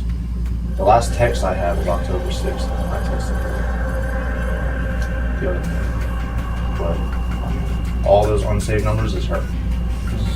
So... Let me ask you this. Did you ride around Cheyenne last night looking for it? Where'd y'all go? There's an address on Simpsonville. I'm gonna knock on somebody's door. That's Simpsonville Road. Whose address is it? I don't know. I could probably get the address, but we knocked on it. They were doing their sleuthing, their own sleuthing. Yeah, they said that they got an address, and we just went and knocked on the door and said, Cati Blauvelt, have you seen her? And the dude didn't even answer the door. We just talked through the door. Continue along this road. We just left out after that. Let me ask you this. Why were you looking for Katie? For Cheyenne. Cheyenne's fucking destroyed right now. I'm just trying to help her out. Because, me and Cheyenne are best friends. Me and Katie are the best of each other, but still married to her. And timing. Who do you know that will want to do harm to her? Nobody. I mean, I really haven't been intimately talking to Katie since June or July. I want to say the end of July just because it makes it sooner, but I can't think of nobody that would actually want to do anything to her because she's just average, quiet. Like she doesn't talk shit, but she doesn't talk that kind of shit. And She ever come by your house at all, maybe to see you? a couple times, yeah. When was that? I mean, that wasn't since back in the day. She came by the other day. Crystal told me she came by the other day because Crystal got a new kitten and she wanted to come see it. But I wasn't home. She came by and saw this cat or whatever and then played with my dog and left. Have you ever gotten so mad at her that maybe you did something you didn't mean to do? No, absolutely not. I used to have a drinking problem, so I used to get pretty mad. And we used to have like yelling matches and shit, but she has some lungs on her, so we could go back and forth all night. But I hadn't drank in 2 months now. Just 'cause I'm trying to turn my shit around. I don't know when this court date's coming up for me with this domestic violence, and I don't want to be lost, when it hits. So I just been trying to turn my shit around. What do you do for the Army? Right now I just sit in this office, in a small office right now. Because of the civil investigation, all of my recruiting duties have been suspended. So I've literally been sitting here since about March. What do they have you do during the day? Just office type stuff? Playing on the phone. Today I was supposed to drive to Fort Jackson because I had a mental health assessment because it's part of the chaplain process. And then, take, this kind of crap down there. I was supposed to take some tablets down there. Nothing real work.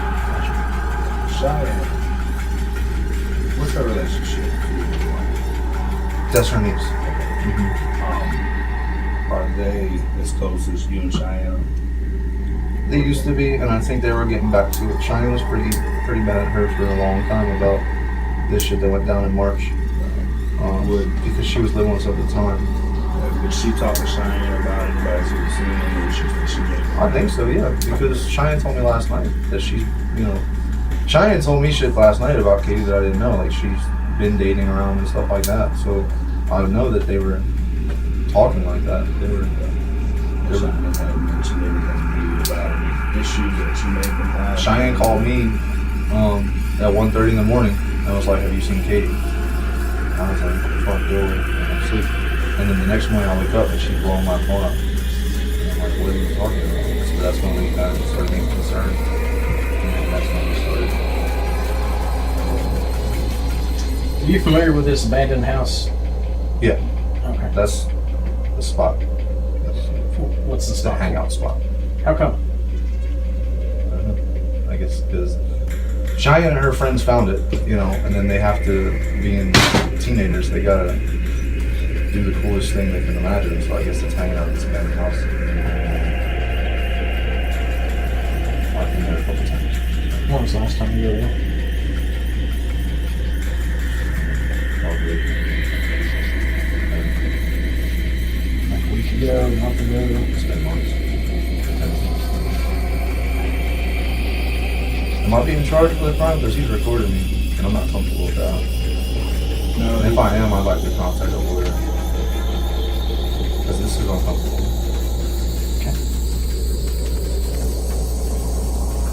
You're not being charged with it right now. I know, I just want to cooperate with that, This brother is a death notification. That's the big reason I'm here. I'm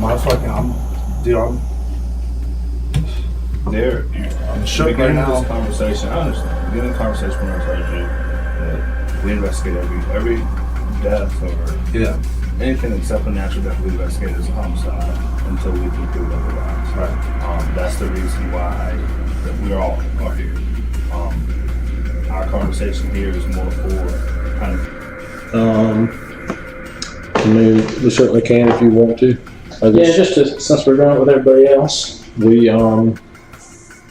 So far we've talked about her name, What's your middle name, Hannah? where she works.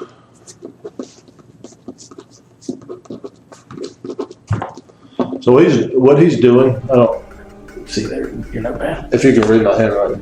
What he's doing, Hannah, is I'm sure when he starts reading it, you're probably going to panic. Because what he's going to do is read your rights. Yeah.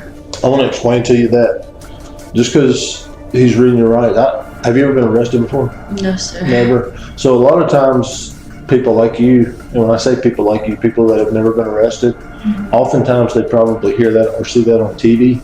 Yeah. So I want to emphasize to you that just because he's reading that to you doesn't mean that you're under arrest or you're going to jail. Okay. So I wanted to kind of clarify that before he got started into that. Okay. Okay. Yeah. And certainly he'll explain to you either before or after, or maybe both. After having read it, if you have any questions or whatever, just ask, and he or I or both can try to explain as best we can. Okay. All right, Hannah, what's your date of birth? 12/18/98. And your social security number? 244893024. And how tall are you? 5'3". Your weight? 150. Brown hair and brown eyes? How far did you go in school? My senior year. Did you graduate? It's 11th grade. Where was that at? Hillcrest. Can we get that GED at least? I know. I'm She's trying working to. on it. She's there. Yeah. And you can read and write, I'm sure. Yeah. You're the fine teachers at Hillcrest High School. All right. Are you under the influence of any drugs or alcohol right now? So you feel like you're alert and conscious and can make a decision for yourself, right? Yes. Okay. Like Scott said, we read these to anybody, especially in a case of this nature. And it's just to advise you of your rights and to protect ourselves and make sure everything's on the up and up, okay? What I'm going to do is give you an identical form to what I'm going to be reading to you, okay? Okay. All right, before we ask you any questions, you must understand your rights. You have the right to remain silent. Anything you say can be used against you in court. You have the right to talk to a lawyer for advice before we ask you any questions and have him with you during questioning. If you have no money to pay a lawyer's fee, the court will appoint one to represent you without cost if you wish. If you decide to answer questions now without a lawyer present, you will still have the right to stop answering at any time. You also have the right to stop answering at any time until you talk to a lawyer. Do you understand those rights? Yes, sir. Do you have any questions about them? No. Okay. Down at the bottom part's it's called waiver of rights. I've read the statement of my rights and I understand my rights are. I wanted to make a statement and answer questions. I do not want a lawyer at this time. I understand and know what I'm doing. No promises or threats have been made to me, and no pressure or coercion of any kind has been used against me. Do you know what the word coercion means? Like convincing? Yeah, we're not forcing you, pressuring you, lying to you, saying that if you don't talk to us, you'll never leave the building again, anything like that, okay? All right. Having those rights in mind, you want to talk to us today, just answer some questions. And like I said, you're not under arrest. We have no warrants for you. Okay. Regardless of what you say, you're going to walk out of this building. All right. So you just want me to sign? What I need you to do is each of these highlighted areas, Yeah. put your initials. Okay. Read one of those lines out loud for me, just so I know you can read. You have the right to remain silent.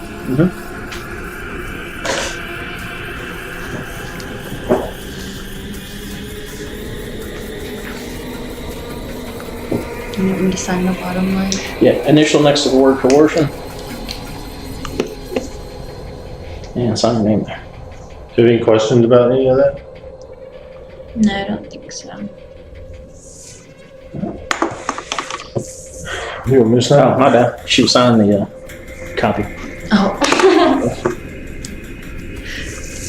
I'm sorry. It's okay.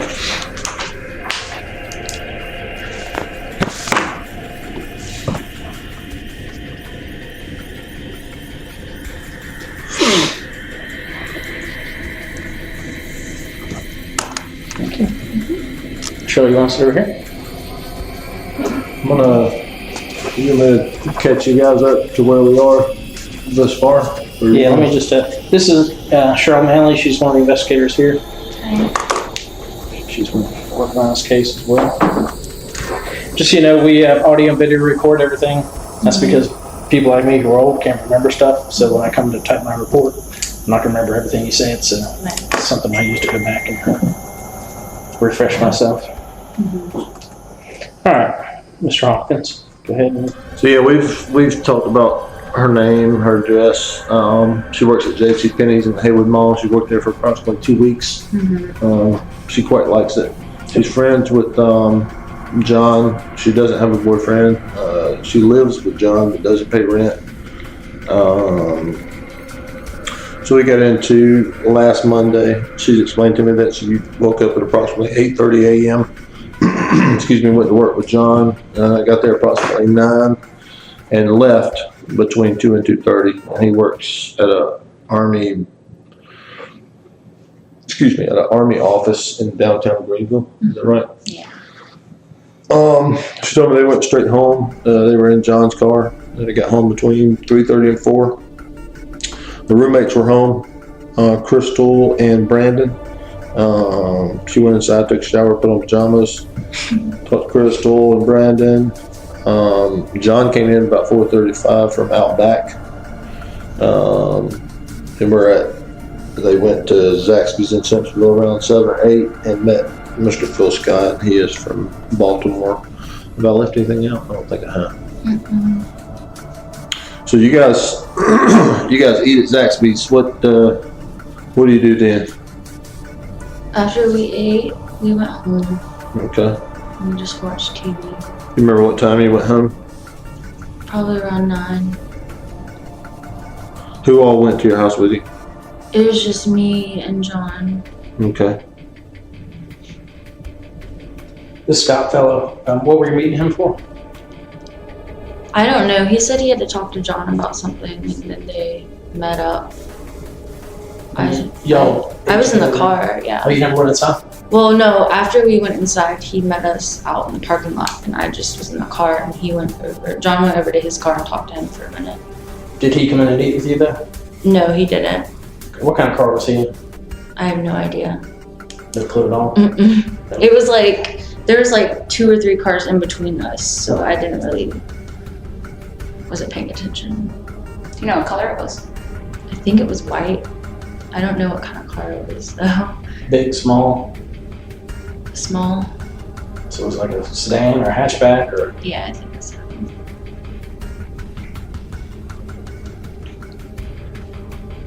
John never told you what that conversation was about? And you never asked? And you never thought? Did you think it was weird? Or is that common? No, I know he'd been calling them and was like wanting to talk to him and hang out or something. He who? Scott. Had been calling John? Yeah. Scott, do you have a picture of him so we can confirm that we're talking about the same guy?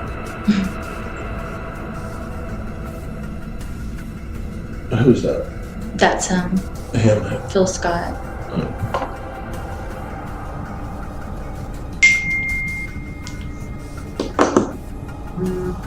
So you guys get home. You said y'all watch TV. Yeah. Where were you at? Where you watch TV? In the living room.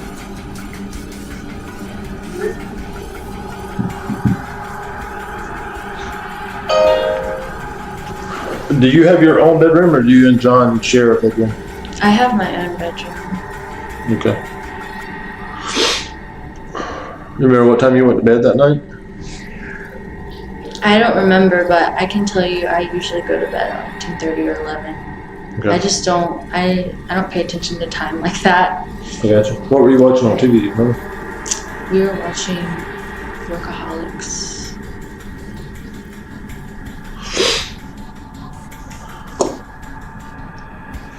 All right, so you guys go meet John Scott at roughly what time? Like, we got to Zaxby's around like 7 or 8. I think it was closer to 8. And Dark then out or light out? it was dark. Okay. And we ate, And after we ate, he got there, and I guess it was probably around 9 o'clock. So prior to that, you've been at home with John and drove straight to Zaxby's. Yes. What route do y'all take? We go down Main Street, past like in Fountain Inn where like Burger King and all that is, and Bilo. We go that way, and then we take a left, or like past QT and all that, and then we take a right where Spinks is and go straight down. You say you did go into the restaurant? Yes, sir. Okay, so you'll be on the cameras in there, video cameras. And John ate with you, John Scott? John I mean, Blauvelt. Scott, yeah. Yeah. And then Scott did also? Scott didn't eat. Did he sit with you? No. So he never even came to the restaurant? He did come in the restaurant. He got like a drink, but he didn't sit down because we were already done eating when he got there. Okay. Yeah. All right. When was the last time you saw Katie? I can't even remember. It's been a little bit. A few days ago, a month ago? Like a few months ago. What was your feelings towards her? I mean, I've always seen her as like a friend because like I lived with her for a little bit. Right. You know, she always told me that she was like here for me if I ever needed anything. When she went to the Carolina Center, I actually like convinced her to go get help with somebody because I've had like experience with that kind of stuff before, and I know she was in a really bad place in her mind. So I told her to call up there and see if they can help her and stuff like that. Like we had a good relationship. Like we were kind of close, but not like we were only close because we lived with each other.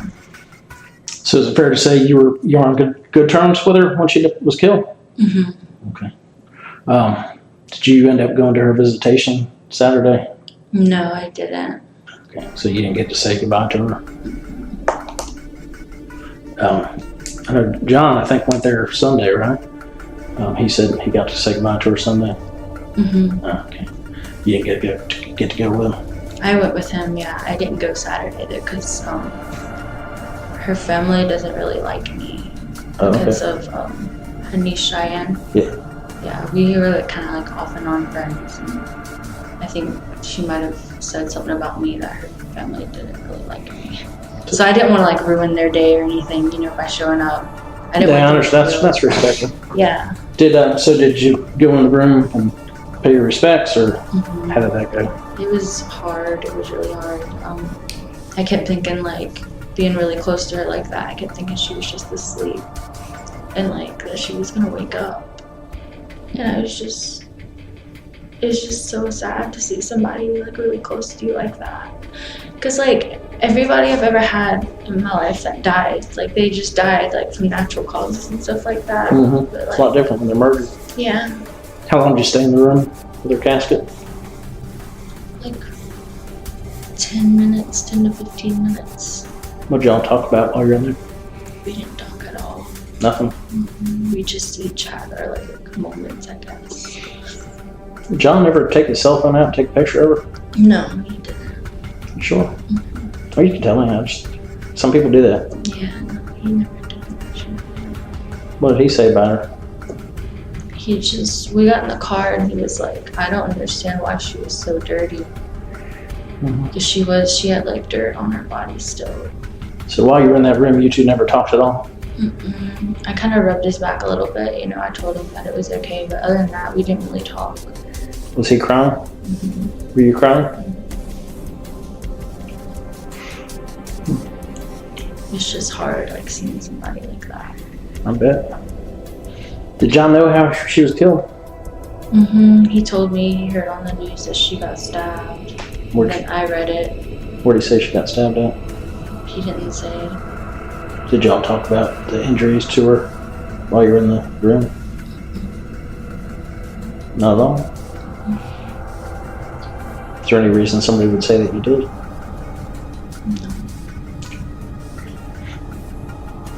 So you guys leave there. Did John ever make any mention of having a life insurance policy on her? I don't know. He never talked to me about it. So you didn't know that there's a pretty large life insurance policy on her life that he's the beneficiary of. Has he ever joked around about things would be better if she was dead, or I should kill her? No. Have you ever joked about that? Yes. Have you ever heard about him going up to anybody else and saying, hey, let's get rid of Katie and we'll have money for everybody? No. Even if he was joking or drunk or just, trash talking. Monday night at some point before you went out, you guys carried out a bag of trash to your car, or to his car, right? I don't remember. So you don't recall carrying out a trash bag or him cleaning anything up?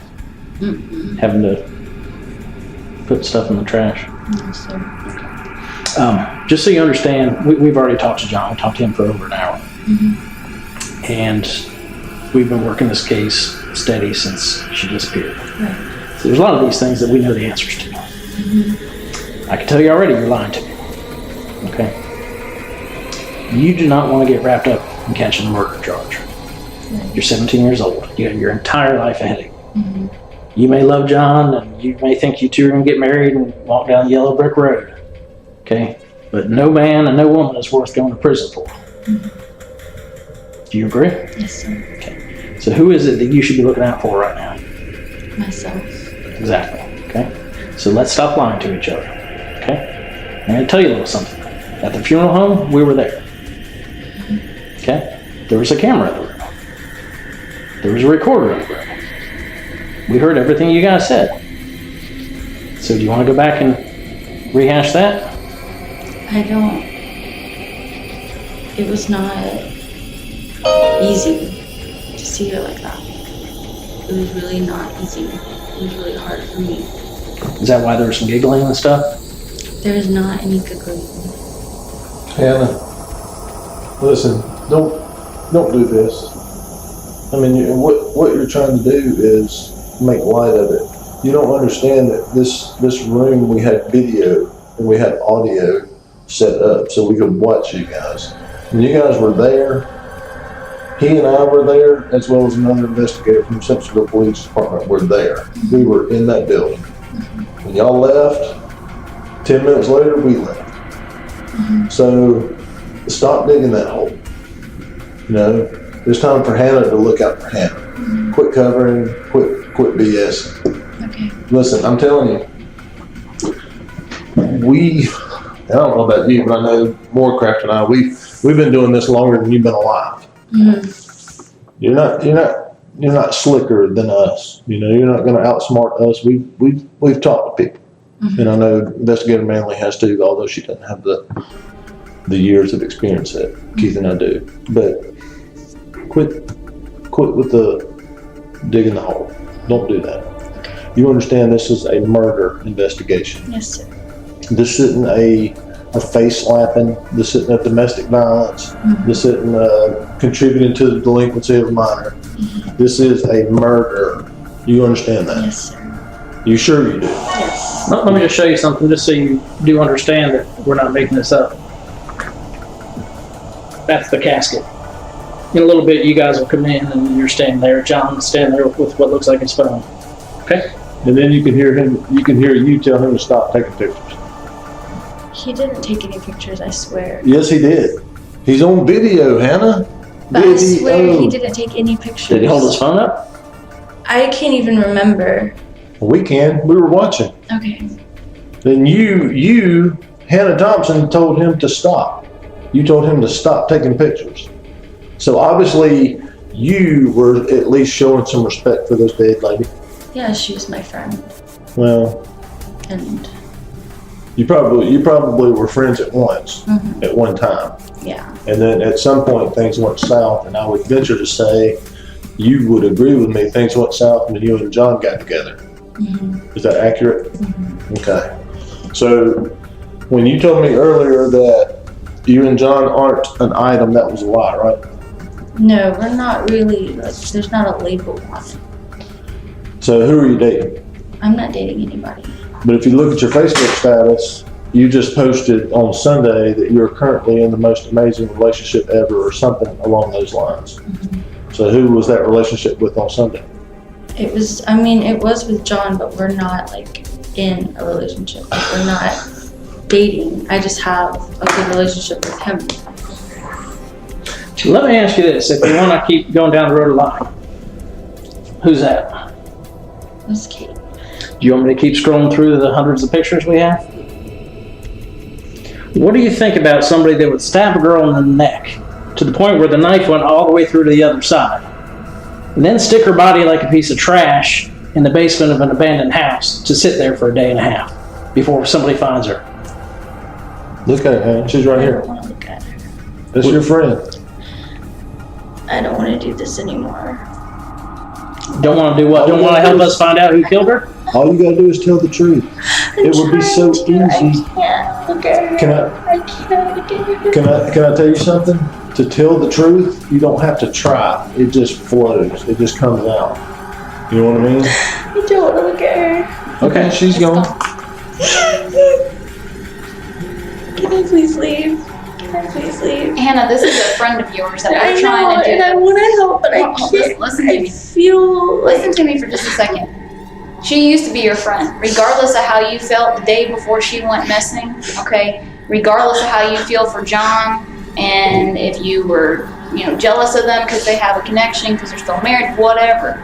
This is a friend of yours, or was a friend of yours, and somebody brutally murdered her. I know. Okay? Like Investigator Moorcraft said, this isn't just some slap in the face or a domestic violence situation. Okay? And I can sit here and I can tell you that just based on the fact that you can't even look at her, and I get it, it's a pretty gruesome photo, that you have some sort of emotion towards her, some sort of not necessarily love towards her, but because I really care about her. Exactly, Hannah. I tried to save her life. And you tried to get her help in the past. And unfortunately, nobody was there to help her in this circumstance. But the person who you can help right now is yourself. Okay? Unfortunately, you're right in the middle of all of this. And to sit here and lie to us to begin with, it is not helping you at all. So let's erase everything that you told Investigator Hawkins, everything you told Investigator Moorcraft, and let's start with a clean slate and tell us exactly what happened to Katie. I really don't know. I know what everybody else knows. I really don't know anything else. And it's really hard for me to sit here and think about it. Everybody else knows. What does that mean? Like, on the news and stuff, that's all I know.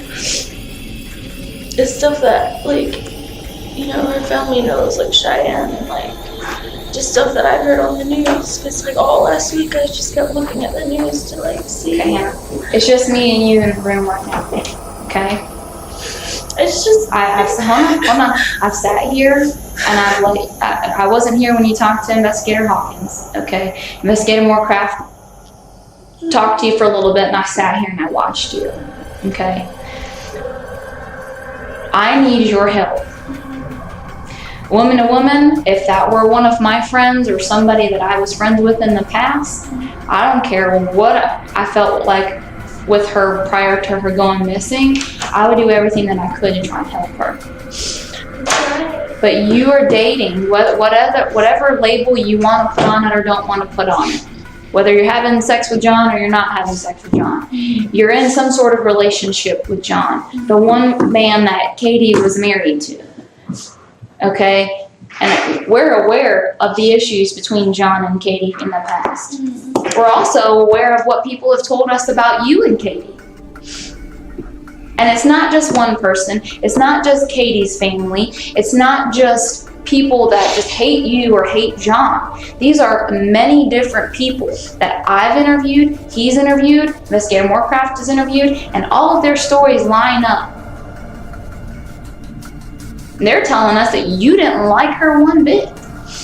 Well, after me and John started, getting together, Katie started not liking me. And I'm gonna say it right now that, she was not nice sometimes, but she did not deserve that.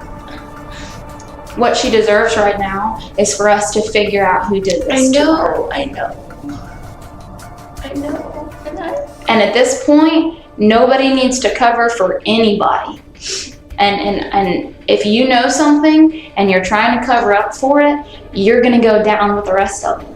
You're gonna go down with the person who did this to her. For knowing anything, whether it was beforehand or after the fact. If you know anything about this murder of Katie, or during, if you know anything about this murder of Katie, and we're giving you an opportunity today to tell us, and you're choosing not to, and we find out 20 minutes from now, or an hour from now, or 10 days from now, you're gonna go down with them. And I don't want that for you, and I'm sure you don't want that for you. You have an opportunity right now to help yourself out. I really don't. What are you gonna do with it? I really don't know. Are you gonna flush it down the toilet?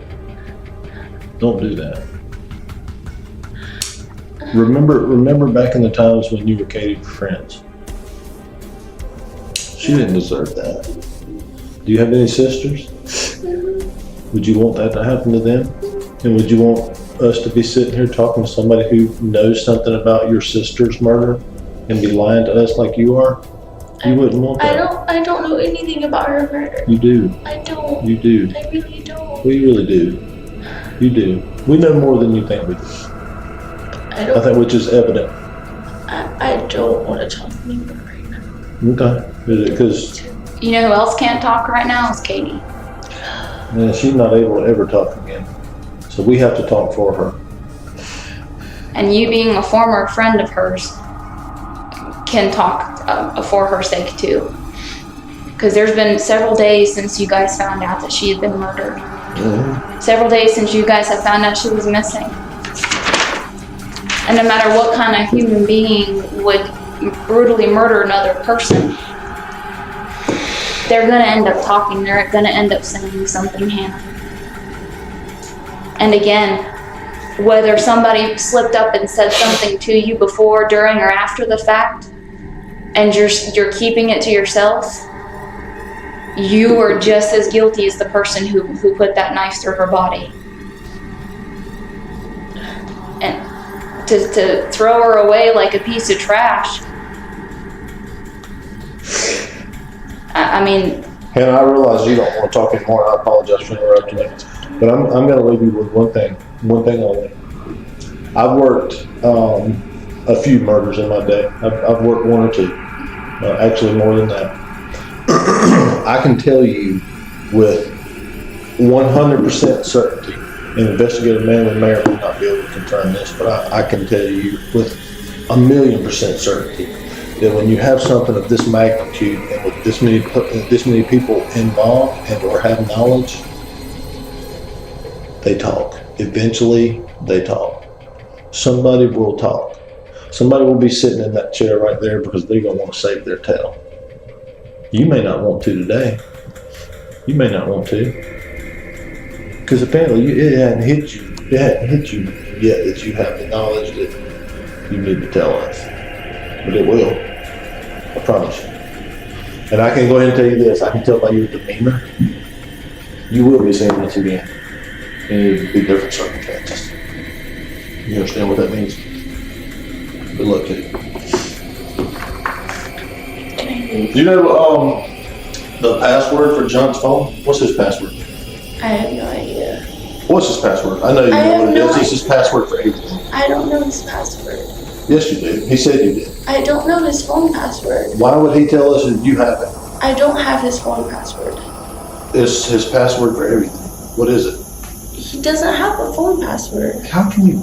He just told me. I don't want to talk anymore. I'm sorry. In the weeks before Cati's murder, John Blauvelt Googled how to sharpen a knife, when can police tap your phone, and what do I do when my wife dies? A friend wrote a to-do list and stuck it on his refrigerator. Get rid of Cati for good. Investigators found a confession in his journal. He fled South Carolina the night her body was found, drove through Alabama, Texas, and New Mexico with Hannah Thompson. Lived under a fake name in Oregon for 6 years, until U.S. Marshals caught him by his fingerprints and a pirate tattoo. John Blauvelt was convicted of murder in September 2024 and sentenced to life without parole. Hannah Thompson who drove him to Cati's workplace the day of the murder and told police he simply disappeared one morning, received 3 years of probation, no prison time. Cati's mother said it felt like a punch in the gut.